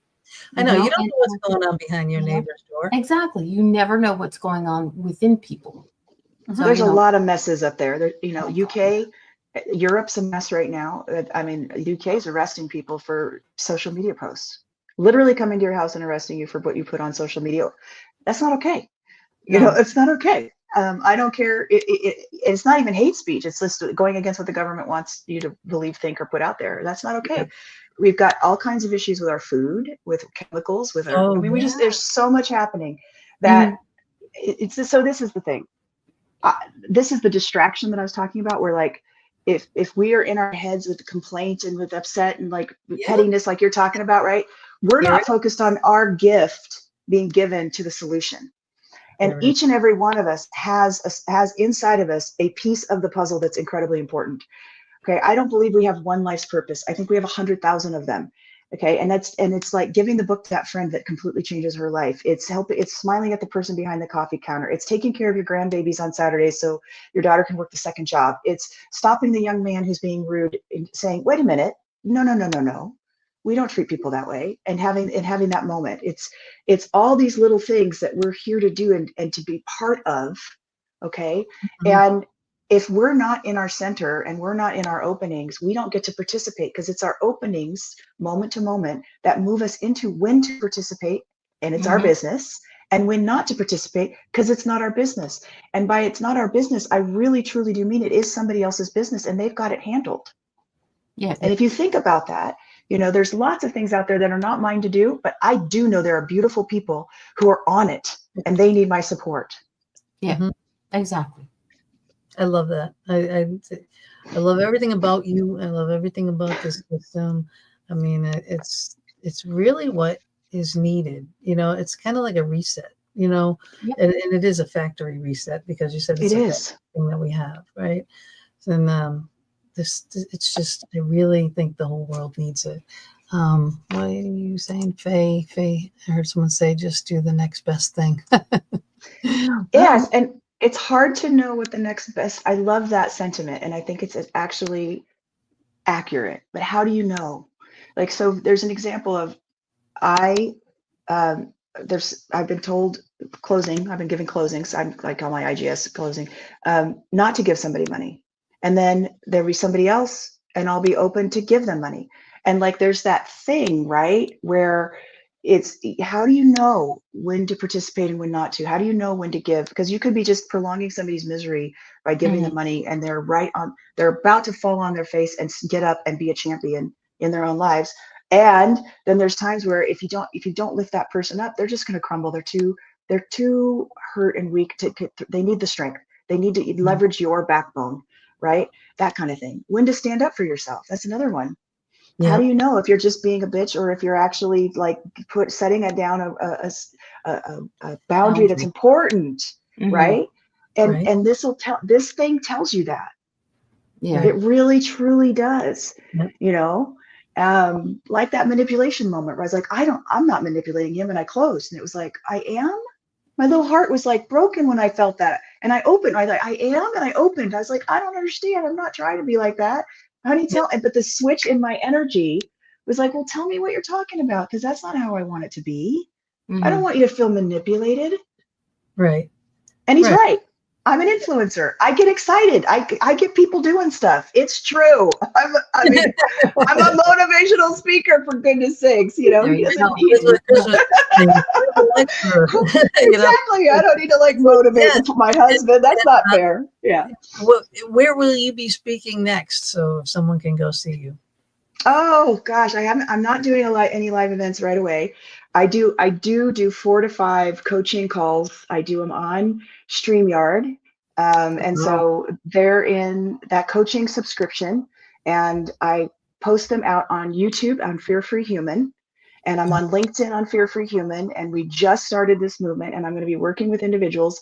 You can get on the call. I'll work with you on whatever issue you're having. They're super binge worthy and fun to watch because you can physically see people go from the closed like and then we're working together and they open and they're at peace and they're fine and it's over. Big issues are over. You Right. know, Is that on this one? fearfreehuman.com. Yep, you can find it there. Okay. And that's really the big thing that I'm doing is I'm working with people through StreamYard in this new coaching experience, you That's know, that's so that awesome. I can, and then people can watch it. They don't even need to get coaching. The other thing that's a really interesting is that in having done this for so long, there are spiritual principles about the way the world works. Be fear free now. If you want to put a now in there, that's really the best place to go. Be fear free now to find out more about what we're doing. That's kind of like our go. The rest of them you'll find us too, but the be fear free now is really succinct. So here's the thing. The world around us is like a mirror. Okay. I Mhm. do believe in the law of attraction, but I don't. What I found is that it's a spiritual principle, but it's not for getting a Ferrari by sitting in an armchair. Right. I mean, it's not. Yeah. And our lives can Over. be made incredible from using the law of attraction, but it's, let me give you guys, do you mind us jumping into this topic? Because I think it's really Nope. Yep. important. No, it's important. That is Okay, important. great. Um, I agree with you, Faye. It is important Yep. not to feel uncomfortable. And if you feel open about the boundary you're setting or the self-care that you're teaching someone on how to care for you better, it makes it really easy because you know that it's needed and it's good for them too. When you're open, it's good for everybody. But so the world around us is a mirror because we can't see our own stuff. We Yep. can't see when we're in it, when we're the broken one, when we've got the issues. And so anything that's in your mirror that triggers you, that causes you upset, is one of 3 things. It always, no matter what, either you're doing it to yourself, you're doing it to someone else and you're not aware of it, or it's something that you want to be able to do and you won't let yourself have it. Mm. Mhm. Okay. And this is your power. I don't care. And this is like you wanted to figure out like how do you figure out the husband stuff, right? And getting irritated with them and annoyed all the time and really they're annoying you, right? Well, this is you're triggered, so it's your stuff. Always, no matter what. So here's an example. I had this woman who I was working with her and she was talking about how her husband wouldn't come home for dinner. She'd make these beautiful dinners. She kept making more and more of his favorite meal, his favorite dessert, his favorite thing, and he'd always stay at work. And she was really upset to the point where she's about to divorce him because she's like, he doesn't even care. I make these dinners for him and our kids, and he doesn't even care. I'm like, this is so triggering for you. You have to have it in your mirror. You're doing this to yourself, where you're not showing up for yourself. You're doing this to someone else, or it's something that you want to do. You want to like show up less and be able to do what you want, have more freedom. I said, we're just gonna go look for it. Literally 3 days later, her son's getting in the car and he starts telling her, you don't care about me. You don't love me. Okay. What No. happened was, and I don't want you to be my mom anymore. He was like 7, Mhm. Wow. which is almost exactly what she was saying She about her said that. husband's relationship. And that you'll hear it. It'll come back around. It's so clear. This is a universal principle and it works and it's so clear. And she realized she was using his after school playground time as her time to get her errands done. And every single day he asked her to show up early so he could show her on the swinging on the monkey bars and playing with his friends and kicking the ball and doing all the stuff they were doing. And he was always the last kid picked up. Oh. And she was breaking his heart. And she didn't realize it because she was important and had things that she had to do, which her husband was like, I have things to do at work. I can't just leave. Yeah. So she started showing up early for him. And her husband started showing up to dinner without her saying a word. Wow. I have had this happen over and over. Another one, this is the one where it's something that we want to do, but we won't let ourselves do it because we have some sort of rule or some sort of, egoic right or wrong trip going on. There's a woman, she'd been working for US Steel for 30 years. And she had this young gal who was showing up late, taking late lunches, taking personal days, and she was furious. And she wasn't under her, she was under her boss. They had the same boss, right? Yeah. And so she comes in and she's just kvetching and bitching and moaning about this young woman who's just not respectful and not doing this. And I was like, you're doing this to yourself or someone else. And so she took the week, like, because it'll show up. I'm telling you that it'll come right around and you'll be like, there it is. And once it's solved, once you see it, it solves itself and it's over. I swear. And so what happened is she goes, you know what? I've never taken any personal days. I'm always on time. I would like to come in late. I would like to take personal days. I've been working for this company for 30 years. So she did. Nobody noticed. Nobody said a word. Nobody bitched about it. They didn't care. She's like, all these years, and I have been just so like on it and hard on myself and like stressing to get to work on time, and nobody cares. And the culture was, you get your work done, it's fine. Yeah. So she started taking personal days, and the gal got transferred to a completely different office. Wow. Because it solves itself over and over again. And then we do this stuff to ourselves and we don't recognize it. Right. Yeah. Well, like if somebody's picking on you, often you're picking on yourself inside, and they're just the outside representation. I really think that is the true way that the law of attraction is meant to work. And yes, when you follow your openings, because you're open all the time, you start giving, more abundance and more amazing things happen and connections start going. There's a synchronicity that the whole entire planet's operating in. Like whales migrate into the opening, I believe. Birds fly south into the opening. Seeds come up out of the ground. I even believe the leaves on the trees fall. And when they feel the opening to fall, there's a synergy to all of it that is in this expanded energy. And we're supposed to be a part of that. We're supposed to come back into alignment with that. That's part of the balance that we're working on with integrating back into our planet, which is what's going to create health on the planet. This opening we're talking about, it's going to guide all of us to be in that natural synchronistic flow with each other in the world at large. That's what we're moving towards as a species. And if you think about it with me for a second, as a species, not only just hold the thought that we can do it, we have the tool that we're born with inside of us. It's leading us into joy and happiness and connection with each other.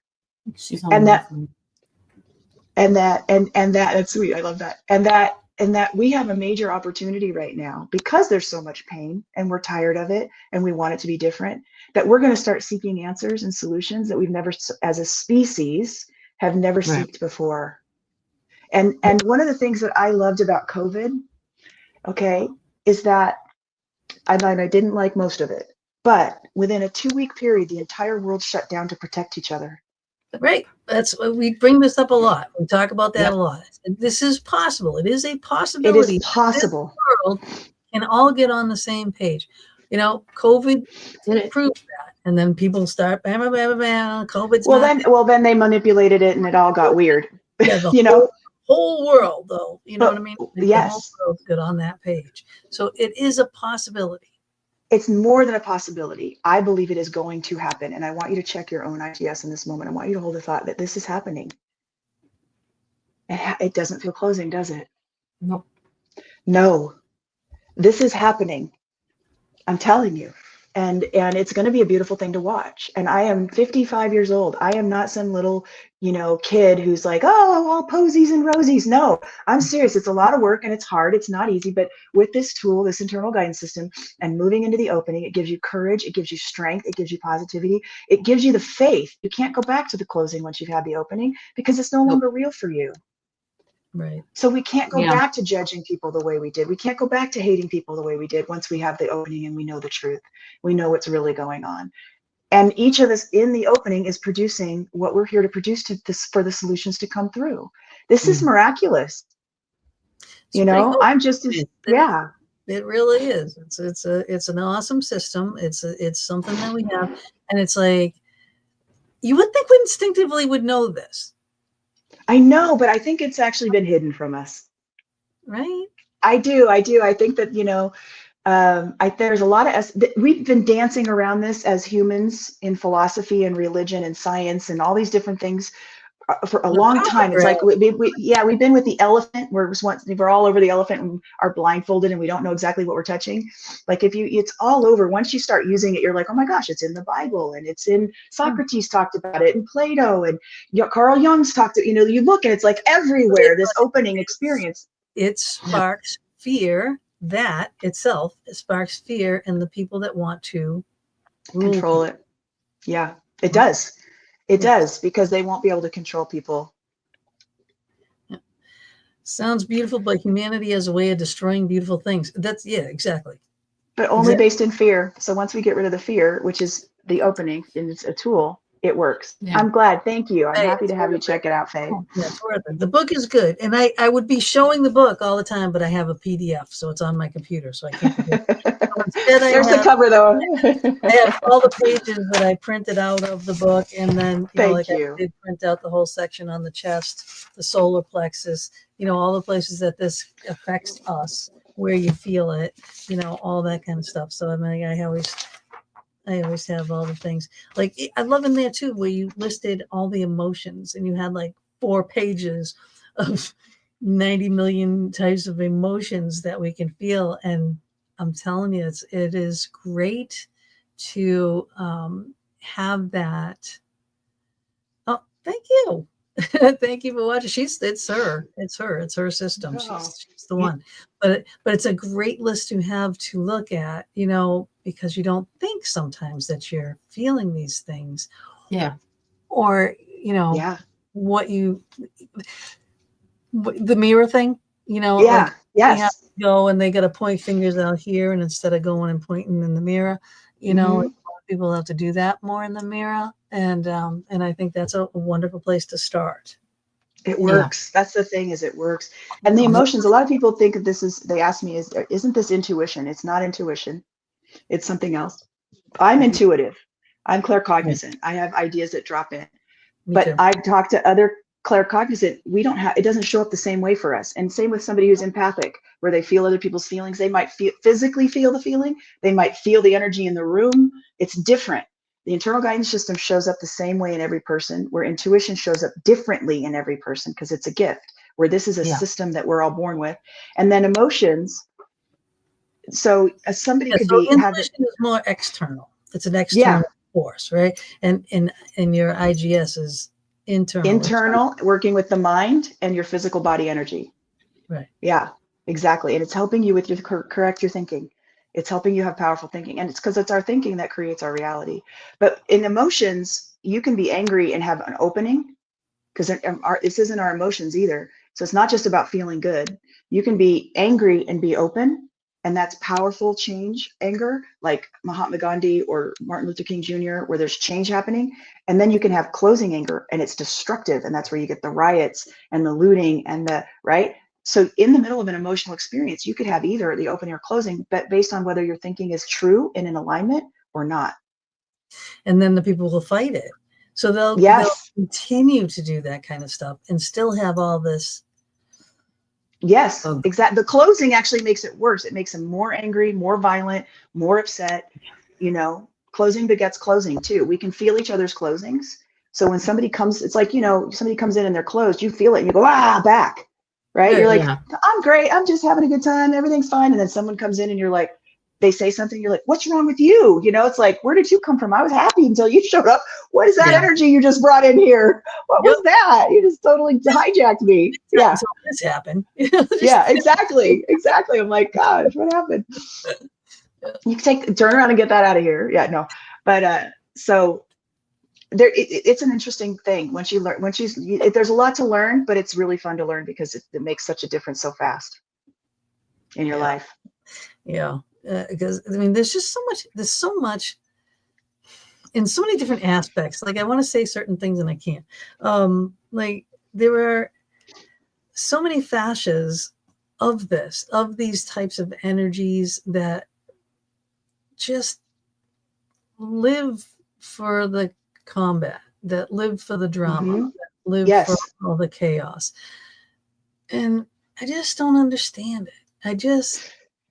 I can't wrap my head around it. I You do believe there's forces outside of us in the world, on a spiritual level, that are feeding off of our fear and our anger and our know? upset. I have not been able to get away from the concept of good and light, of like angels and demons and light and dark and forces at battle for the human soul. No matter how Yeah. much I keep trying to move out into, let's not have that because it's not positive and it's not something I really want to have happen, I can't, because it's It's real. there. Mhm. It's there. Yeah. And it's true. And I can't, it's just, I have to state it. I do believe that this is one of the things that's happening for us in humanity, is there is a force that is riling us up to destroy us. And so, like the comment saying, you know, humanity has a tendency to destroy beautiful things. I think humanity is used by evil forces to destroy beautiful things.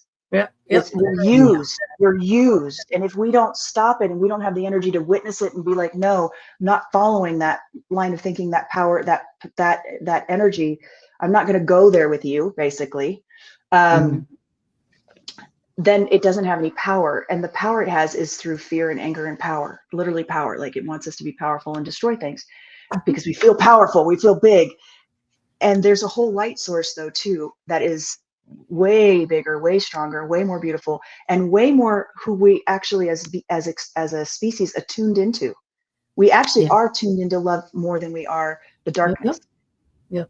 and And fear. that's the group of people that I want to be around. Yes. That is who I want to be affiliated with. That is who I want to be associated with. I don't need the other added stress. That's who I really But Yeah. I look at it like this, that you are a lighthouse. There's that light that shines, that guides people and guides yourself, but there's also negativity attracted to that goodness, that light. Yeah. And they want to try and ease you more, squish, squish, squish, you know. And the thing is, you just shine, just continue being you, and don't respond to. For me, I don't respond to that negativity. That's like somebody once asked me, how do you know all angels are good, or the people that you talk to are angels and they're good? Because that's what I let into my circle. Yes. That's what I let into my circle. I don't once had somebody send something negative towards me, and I would get the feeling that there was something with me, and I was like, it's not good. But I'm not the type of person to say, well, just go back and torment the person who sent you. So instead, I sent them back to that person and sent them back with love. So every so often that entity comes back and visits me, and I know that they're there because I have a certain way of feeling them.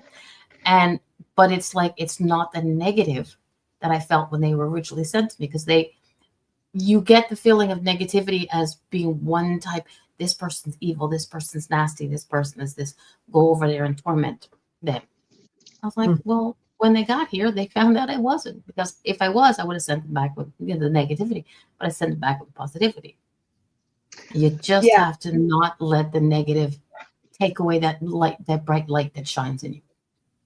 Because I know it's going on, and Gina, and I love you madly, but that stuff that's going on, they're getting their reaction out of you. Even if it's just between you and me or you and Bob, whatever, they get that reaction. And in that moment, they win. But then you take it back. And then you say, well, frick them. Now here, look, I'm not swearing. Frick them. And then you're good. Your light's back lit up again, you know? So it's like, it happens. It surrounds us at some point in time. It's always near us. But so long as you just let it go, there's that 15-minute thing. If you can't strangle them up in 15 minutes, you let it go. I really love that. Yeah. It's insidious. It's little tiny thoughts about things that take us off, right? There's a Did you guys see the movie Always with Richard Dreyfuss? It was the one where he's a he's a plane Oh, the that plane just guy. fires Oh, out, yes, that right? was. And he dies. A precious movie, love it. And Holly Hunter's in it, and she's Oh, still alive, and he dies. And it's a beautiful love story. So he's a ghost, and he shows up at this airfield, and there's this guy, and he's sweeping in front of the airplane hangar, and the guy's whistling, and he's all happy, and he looks over into the rear view mirror or the side view mirror of a truck, and he's kind of like checking and then doing this, and then the ghost says, Richard Dreyfuss says, "Well, you're a real funny looking guy, aren't you?" And the guy looks and he goes, he stops whistling and he walks on and he starts sweeping, aw. and it's like exactly, Mm. ah. Hmm. But I believe that that's what it is like more often than the big attacks or the big, and I know what you're talking about, Mom, of people sending you stuff, but I also think that there's little voices that come up, you're stupid, or you're not smart enough to do that, or they don't respect you, or nobody's going to listen to what you have to say, or, thanks, Faye. Yeah. I'm going to read that out Yes, loud. and I love that. I Yeah, wanted, I was going to say that. That's good. Yeah, we put this on our audio only, so I want to say what Faye said. She said, "I tried to deny the existence of dark forces too, but no more. They are here along with the light forces, but I choose to think of positive things and keep positive people around me. Thank you, great show. But gotta go. You're in a GPS. I'll be reading it. Good. Thank you, Faye. You go, And girl. we're gonna talk to you about having Roger on again, too. Actually, probably both of you. We'll have you and Roger on. Just leave Roger and just bring Faye. Yeah. I love you, Roger. Don't you do that to Roger. He always asks to come back on the show. I know. I'll have him. I'll wear his shirt when it comes on. Yeah, but this is that's what I was saying about the Aw. factions, the I different. got factions, my because pups there are down here so many too. different realms of negative things. You know, like There are. I do paranormal investigations. I have dealt with some negative things. I've had negative things around me, or not. Not demons or things like that, but just Grumpy negative. old curmudgeons. And this is a whole new show, you know what I mean, of what and how that whole realm works. But yeah, there are the negative things, and when you're talking about the talking, yeah, they're always talking. There are more dead people on the planet than there are living. All right, so they're always talking. They're around and they're talking. So whether you choose to hear them or not, it's subconsciously it's getting into you anyway. So yes, but you can shield yourself from that. Oh yeah. Block all that out. Yes. I agree, but you have to do it consciously. I really do, because it's there and it's omnipresent, and it's in our media, it's all over. And I think, and that's the thing, is it boils down to, for me, it's like, if you pay attention, it's so much fear is being spewed at us, and things to be worried about and concerned about, and to suck up our time. Propaganda. Yeah. Propaganda. A lot of propaganda. Yeah. It's true. And it's about, this one, that one, this one, that one. And they want to run you by fear. Everything is based by fear. Fear is like the underlying cause to every single problem in the world. And once we have that fear-free human that you're going after here, I mean, then and our possibilities are truly endless, because it is. We have brilliant minds. And hearts. And and they're so closed off. Because why? Because people are jealous and they don't want you to take off, and they don't want you to speak your mind, and they don't want you to succeed because they're not. You know what I mean? Well, come with me, right? Come with me. Yeah. Come with All right. Exactly. Yeah. Night, Faye. No, we've been all over good here tonight. I know, it's lovely. I do like it. I mean, you do talk about other things too. So you talk about the brain and brain plasticity. Yes. And that how we can reprogram our own mind. You talk about divine guidance, tapping into universal wisdom, which is also wonderful. Destiny versus free will. Now that's let's touch on this a little bit. Okay. Yeah, it's a fun one, because it's one of those, I think it's a yes and. I really do. as I was decoding and figuring this out, because I didn't create it, I just decoded it, right? So I've just been trying to figure out, what is this thing? I figured it out for myself and then was doing it with others. And then comes the question, where is this opening and closing leading me to? Right. So first, I'm just noticing that I'm sabotaging my life. And every time I go to sabotage my life, I feel this tightness. And from Abraham Hicks, she was saying, when you're tight, you're out of alignment with your most ultimate life path, optimal life path. And when you're open, you're moving in your optimal life path. So I had those two pieces from her. Yeah. But then you're like, how does the person know that that within a couple of weeks, the property taxes are going to be taken care of by a new loan? And she didn't even have that in her mind and know that that was possible. Right. Yeah. Right. It's like stuff like that where it would be happening, like miraculous things where I'd be closed and it would make no sense. It's the kind of thing where sometimes this will go completely against sense of what is right, and the world is telling you is right. And then it works out over and over and over. It always works out. Yep. And you're like, how is this happening? So then came like, okay, so does that mean I don't have any control over my life? Is this a destiny thing? Right.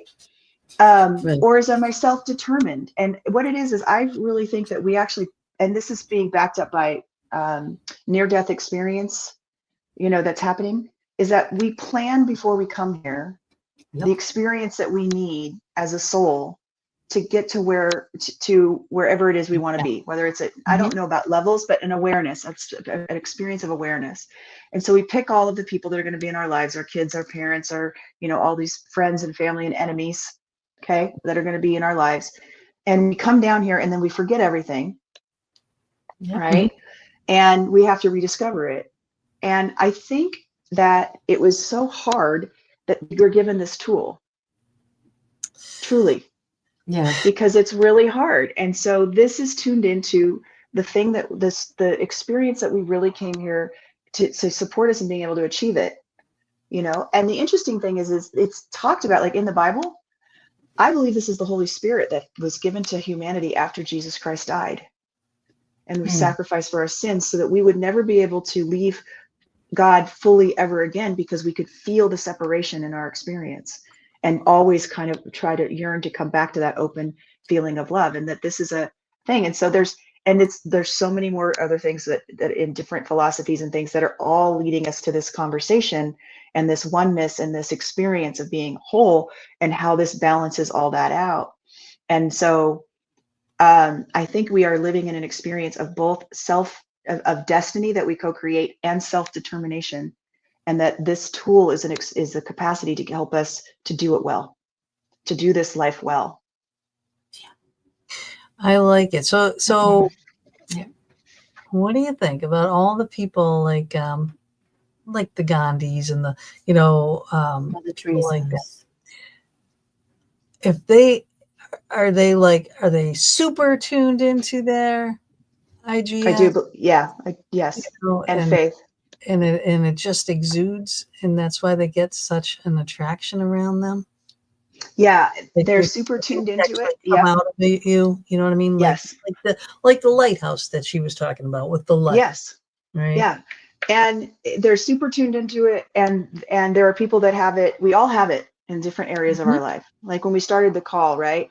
Mama Dees doesn't get upset and vent and need to do that. It's different, but you do, right? And so we're all different. We're all tuned into it in different ways as far as what we have openings.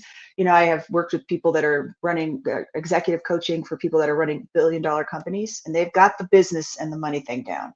But boy, they sure don't have the relationship wife thing down. Yeah. Right. That's the place where they come and they're like, my wife is so miserable with me. Help. I don't know what to do. Right. And I don't want her to be. Men love us so much. And it's just, they're such a gift. But sometimes.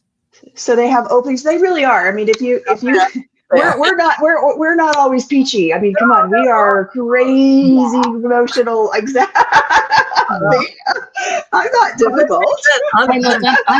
I'm honest. I'm a redhead. I've got a temperament that's, when you cross a line with me, I will blow my top, but then afterwards I'll reel it back in. If I know I'm right, I won't apologize. I might apologize for the way I blew up, but not for the reason that I blew up. And I'm honest, like my husband always says, "Oh my God, woman, you're crazy." And I'm like, Yes. crazy or me or the one who married me? You knew all of this before you said I do. So Yep. I know. That's what I'm saying, though. I mean, we're crazy, and they put up with us, and we put up with them. It's all good. All good. I just love how men show up. I really do, and Yeah. how hard they work, and how they show up. Mhm. Most of them. I mean, I know there's bad ones out there, but luckily, men show up. They keep taking care of us. They keep showing good up. ones too. Yeah, They the good do. ones too. They do. So I got lost. Where were we talking? Oh, and so they'll have certain areas of our life. We already have this. It's easy, Mhm. and then there'll be other areas where we're closed and it's really difficult, right? Yeah. And so we're all polishing up different areas of this experience. And there are people, like, honestly, Elon Musk is open, and a lot of the time, I mean, that's really interesting. I've read his book and stuff, and he is fearless. He really is. And Yeah. he knows, I mean, that man has gone from millions and millions of dollars to zero, to millions of dollars to billions of dollars to zero, and back again so many times. And it doesn't faze him. And it's an interesting place because he has a vision and he can feel an opening that it's going to work, and he just moves towards it. Where other people are like, you can't catch a rocket. He's like, yeah, you can. I know you can. So I'm going to show you. I'm going to go show you that I can catch a rocket. Right.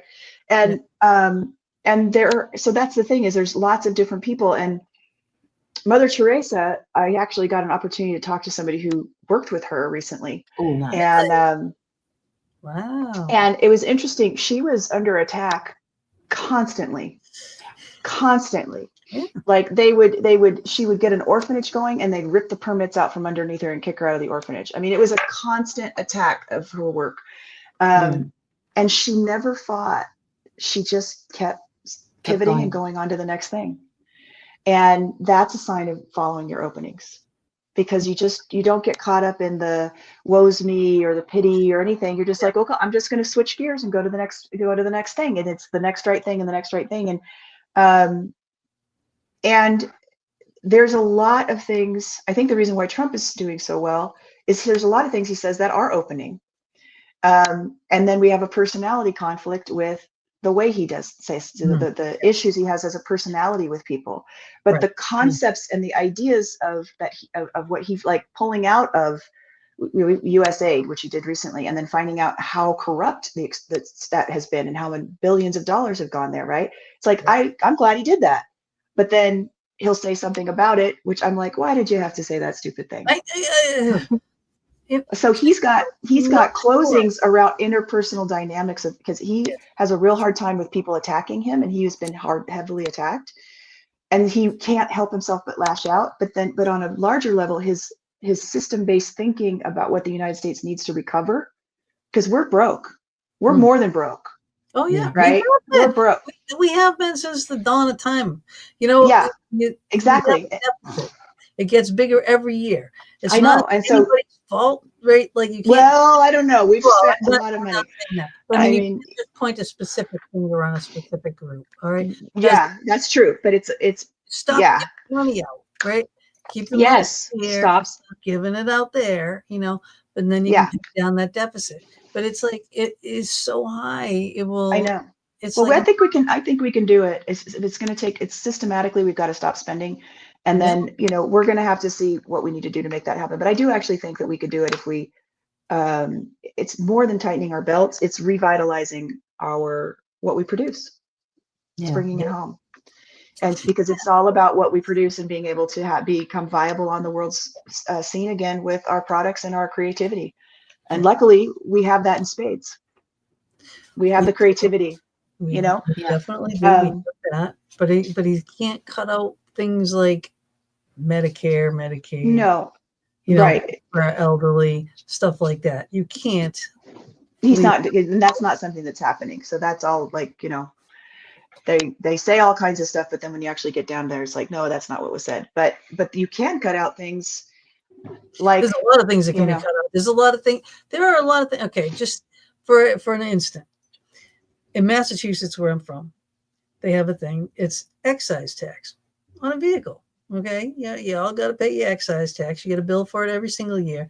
This does nothing, right? This just lines someone's pockets. It's not Mm-hmm. for a fund. It's not for anything. When you get rid of the car, you have to get an abatement, or you're still going to get bills, and then you're going to get penalized and all this kind of stuff, right? It's the only state that has this excise tax thing, right? We don't have it down here. You know, every state has a Yeah, different thing, right? And these are pointless taxes and pointless things, money going nowhere. Stop this kind of stuff, I agree. you know?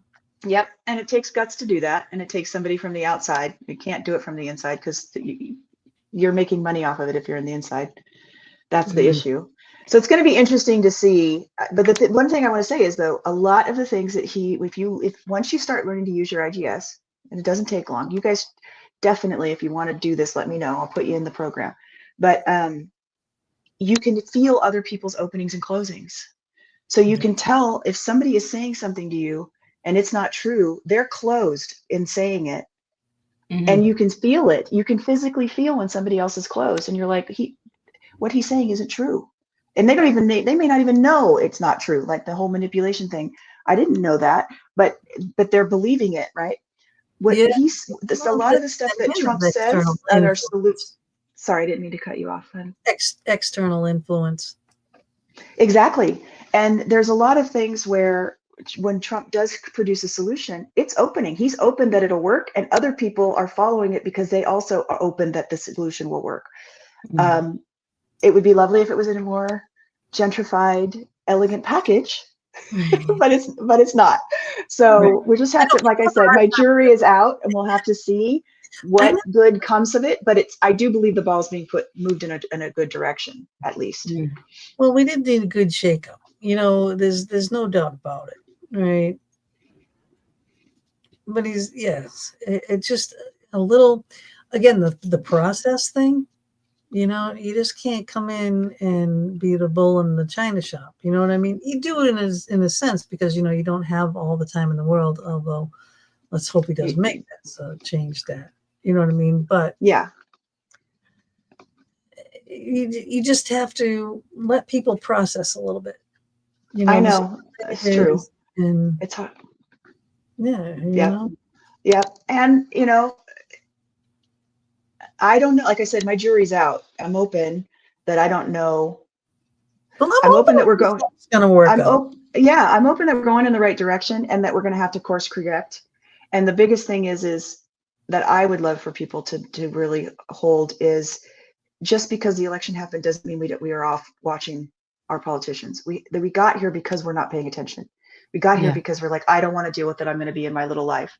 And to watch the checks being cut over the past 4 years, and I'm not, it's just not a political thing. It's just, this is our country and our tax money. And they're not even asking us anymore. No, there's not even a vote. It's like 50 billion more, 50 billion more. And I'm like, when is it that we're going to step up and say, okay, we're not cashing we're not writing these. We're not backing your checks. You've got to stop. Right. You know, because that's what's breaking Medicare, and that's what's breaking Social Security. And that's what you're like, what are you doing? Who's going to stop this? If your husband's my husband would say, no, you're not going to pay that $1 million check that you just wrote. We're not doing it, you know, and nobody's doing that. And we have got to get to a place where we have better checks and balances fiscally. How did that happen? Yeah. There's a Lutheran organization that they've spent since the 24 election, they got, and my number might not be right, but it's close to this. In 2 months, they were given $678 million. $678 million in the 2 months, and it's for immigration relief, refugee and immigration relief, and it's a Lutheran organization. That's more money than they've been given over the past 5 years. All of a sudden, was dumped on them. Where's that money really going? And it was Flynn. General Flynn came in and said, you've got to stop. He went to the Doge and said, you have to pay attention to this because they're pulling money out of our government so fast in that 2 month period, and we don't know where it went. Wow. So that's the thing where I'm like, how can that be happening? Yeah, you would think we would have to jump through all these hoops to get that check written. That's right. And double. And what's it for? Yeah. Refugee and immigration relief. What is that exactly going? What? Wait a minute. Aren't we? It's too broad of a thing, right? And in those 2 months, Yeah. before we could get Trump into office, they shoved that money through really fast. That's where I go, okay, guys, we've got to pay attention as citizens. We've got to pay attention. Let me start from the beginning. At the end of the show, you can go back and listen. What's happening? No, I mean, but you're right on. You're right on the thing there. And that's what I mean about the country needs a shake up. It needs a audit. It needs a, And I do think that out of all of our choices, he's, regardless of whether he's uncouth, he's somebody who will do that for us and at least get us and at least make us aware of what has been happening. And then hopefully that'll shock us into getting some better people into leadership. We need better leadership candidates.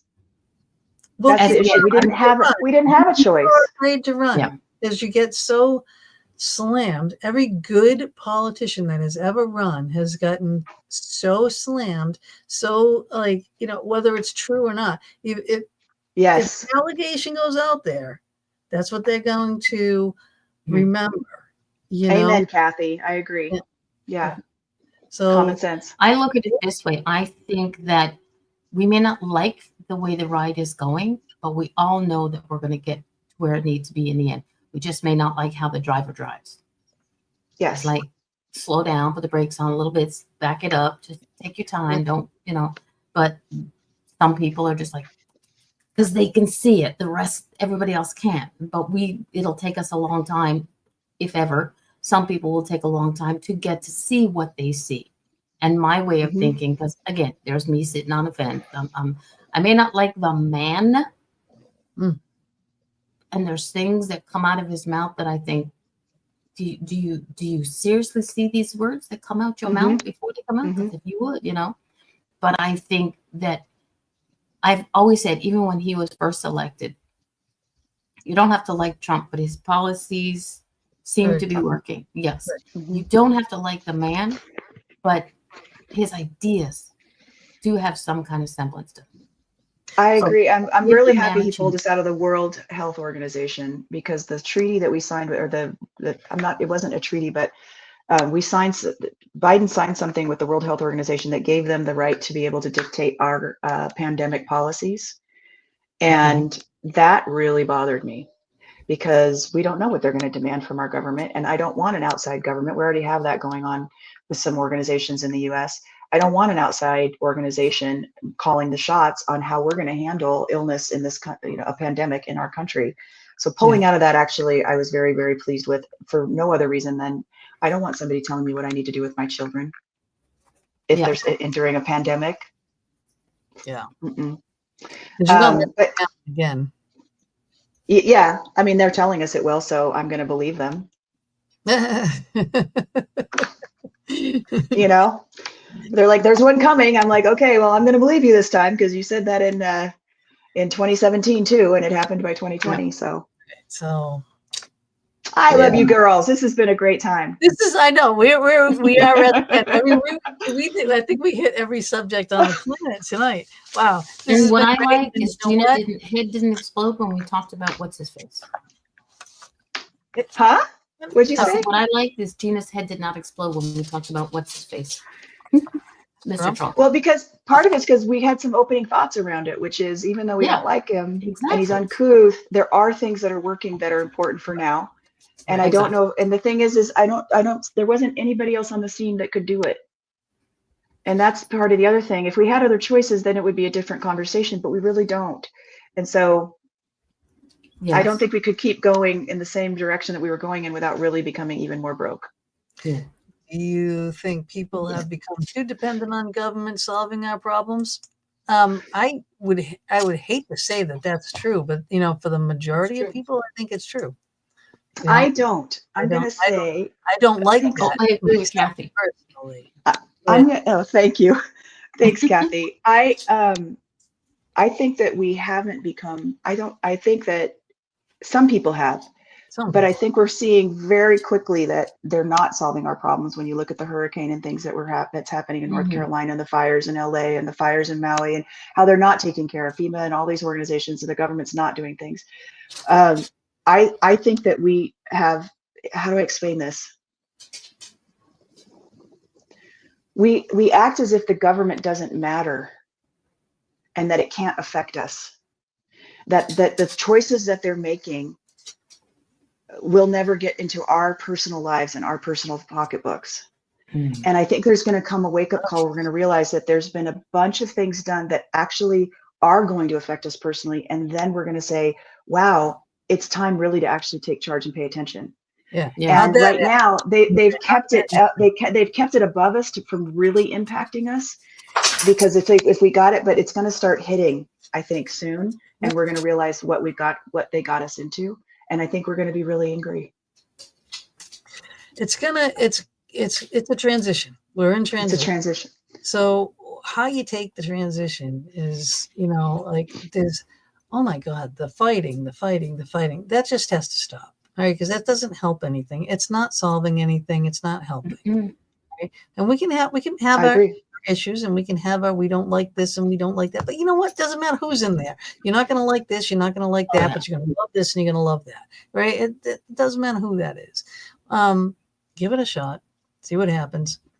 Yep. And we're going to be taking care of one another. And I think that's the most important part, because that is what's happening in LA and the fires. That is what's happening, in North Carolina. And as long as we can keep the government out of making a mess, like for instance, they're kicking people off of land in North Carolina who are living in trailers. That's not okay. Yeah, they did take care of funneling the money for themselves, but they're kicking people, and they're trying to take people's children away if they're living in a camper in the North Carolina area with the floods. That's the stuff where we got to step up and say, government, no. We're not going to let you do that. No, we're not going to let you do that to us. So yeah, we've got a lot of work to do, but we'll get there. Yeah. Yep. I agree. Your book is going to help a lot of people. Yes. All right, let me put this back up here really quickly. Okay. freehuman.com. Go there. Go check out all these sites. Okay. www.internalguidancesystem.com. Okay. Fear-free mind experience. That's our freebie course. Freebie course. All right. Be free. Fearfreenow.com. And that's it. Yes. Sign up for her. Check her out. Go and her book here. All right, you can get an audio book, her regular book on Amazon Kindle, and I love you. I love you. I love you. Thank you guys. You're so happy to be here. That opened us up and made us think. Good. Yay. Yeah. Well, I love you too. It's been so good to be here. You guys have a wonderful evening. You too. I thank you very much, everybody. We don't have no show next week. Well, my guest is in Chile, and then they're going to come back the day before the show. And they just said today, don't know if I'll be able to do the show. So, whether we do a reading show or whether we do, hey, maybe Raja. Listen to me, my mentor's coming. Raja and Faye. We'll have them maybe. If they can. So we'll figure it out. But until then, ciao for now. We love you all. If you want to hang out for a minute, and I'm just gonna say bye to all you guys. Thanks for participating too, everybody. Awesome chat.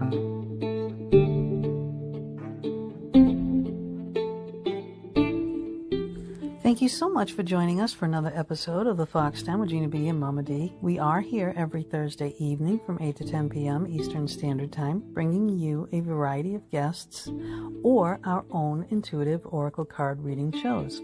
We are streaming live on Facebook on my personal page and our YouTube channel, The Fox Den with Gina B and Mama D, on Mama D's YouTube channel, Angel Meadows, as well as our audio-only venues. We hope you enjoyed our show and our guest or your reading, and we would love it if you would go to our YouTube channel, The Fox Den with Gina B and Mama D, subscribe, share, and definitely hit that notification button to never miss a show.